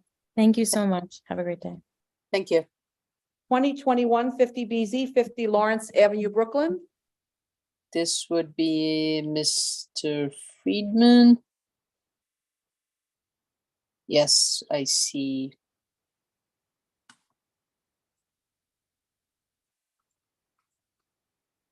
Tatiana, what you said. Yes, I think he has been admitted in. There you go. Why isn't the camera working? I don't know. I don't see you yet, Mr. Friedman. There you go. Thank you. There's a cover on the camera, so all you see is black. Good afternoon. It's a pleasure to be here. Pleasure to see you. Raise your right hand. Do you affirm to tell the truth, the whole truth, and nothing but the truth in your testimony before this board? And to respond honestly to board member questions? Yes, I do affirm. Okay. Wow, good to see a good old fashioned drafting board. Yeah, we still need to use that every once in a while. I have drawings from my father still, 50 years worth of drawings, so. So you heard our I heard everything, so that really, we just need the e-designation number and any other notes that Tracy will ask us to put on the plans, and we're ready. And there's no middleman here, so I can do it overnight, so. Okay. Okay. Submission date for early October is gone, so we will schedule this for the 2nd October hearing. Okay. Any questions or comments? Ms. Benke, is there anything that we need to know at this time? Nope. Okay. Let's then go to the public. The case we're currently discussing is 2021 50BZ 50 Lawrence Avenue, Brooklyn. Should you wish to discuss, dial 646-518-9805 or 646-558-8656. And we also have a toll-free number, which is 888-475-4499. At the prompt, you will enter the webinar ID number 867-0182-5208 and press the pound sign. At the next prompt, you will press the pound sign only. Once you are in, press *9 to raise your hand, *6 to unmute if you're calling in on the phone. And if you're in the Zoom room already and wish to discuss, please raise your Zoom hand, which is the little hand at the bottom of your screen. Once you are permitted in, you will have 3 minutes in which to discuss.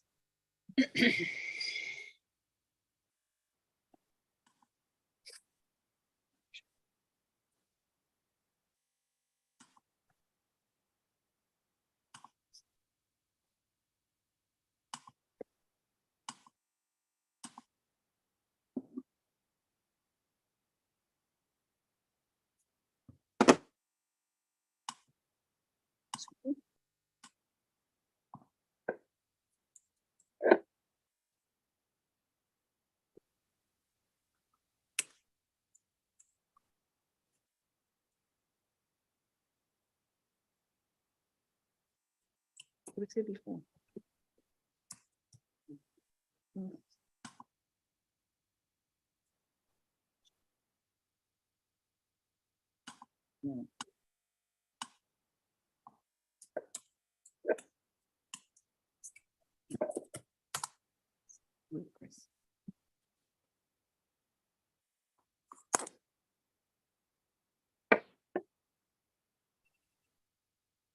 Scares me every time. Okay, I see no hands up. No one called in. Okay. Motion to close. Chair Shonda, Aye. Vice Chair Shabeta, Aye. Commissioner Otley Brown. Aye. Commissioner Sheta. Left out. Commissioner Yoon. Aye.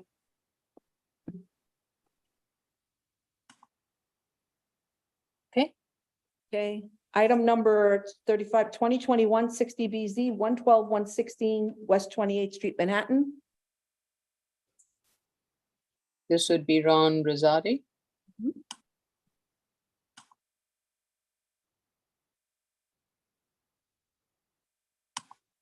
Here's some members of the public. Ron, you want to join as panelist?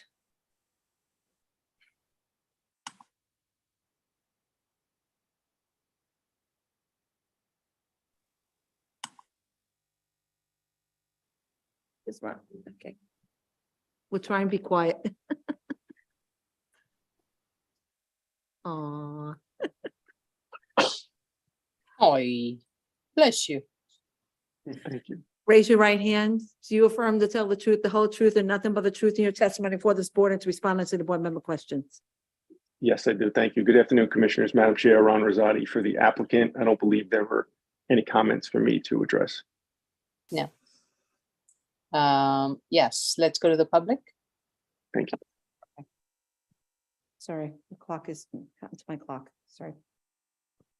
We are discussing 2021-60BZ, 112-116 West 28th Street, Manhattan. Should you wish to discuss 646-518-9805 or 646-558-8656, or a toll-free number, which is 888-475-4499. At the prompt, you will enter the webinar ID number 867-0182-5208 and the pound sign. At the next prompt, you will press the pound sign only. At the next prompt after that, you will press *9 to raise your hand, *6 to unmute if you are calling in on the phone to be heard. And if you're in the Zoom room already and wish to discuss this case, please raise your Zoom hand, which is the little hand on the bottom of your computer screen. Once you are recognized, you will have 3 minutes in which to discuss.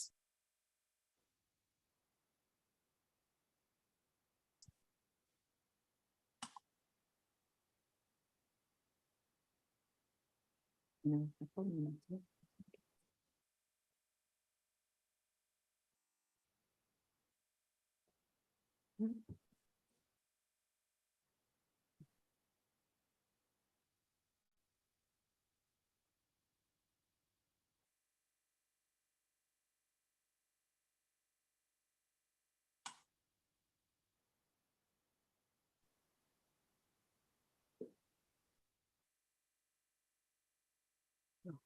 That's it.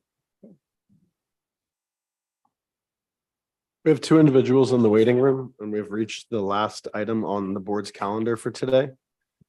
If you have not heard your item called yet, it may be scheduled for tomorrow on Tuesday, September 19th, 2023, or you may have missed the item.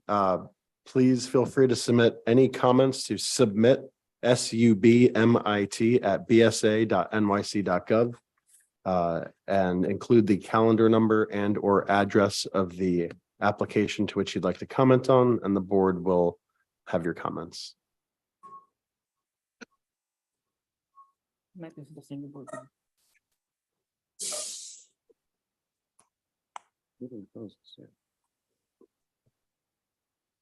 Chair, do you want to make a motion to close?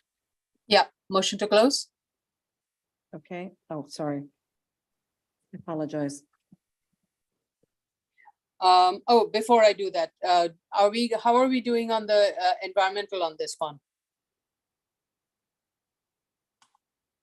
I know there's outstanding noise and hazmat they're still working on. So that should be submitted within the next few weeks.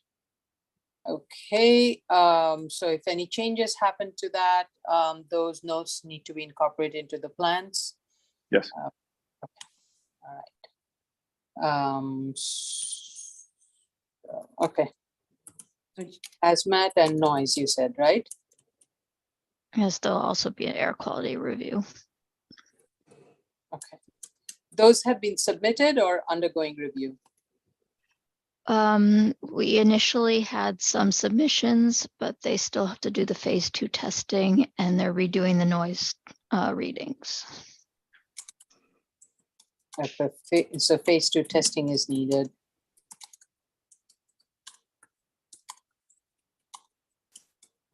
Okay.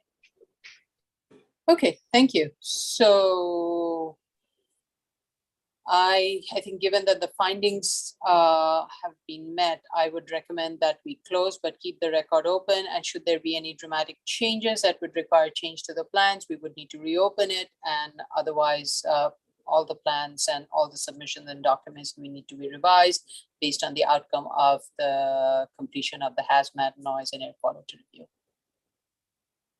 Okay. All that.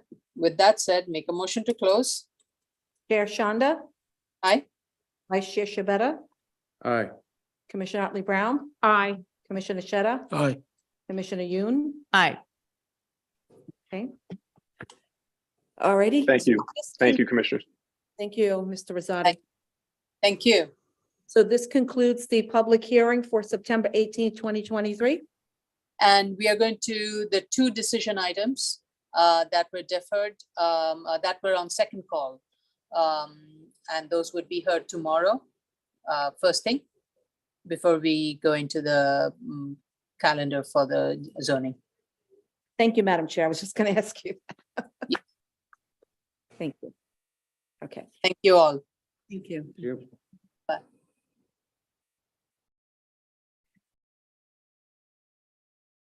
Okay, good.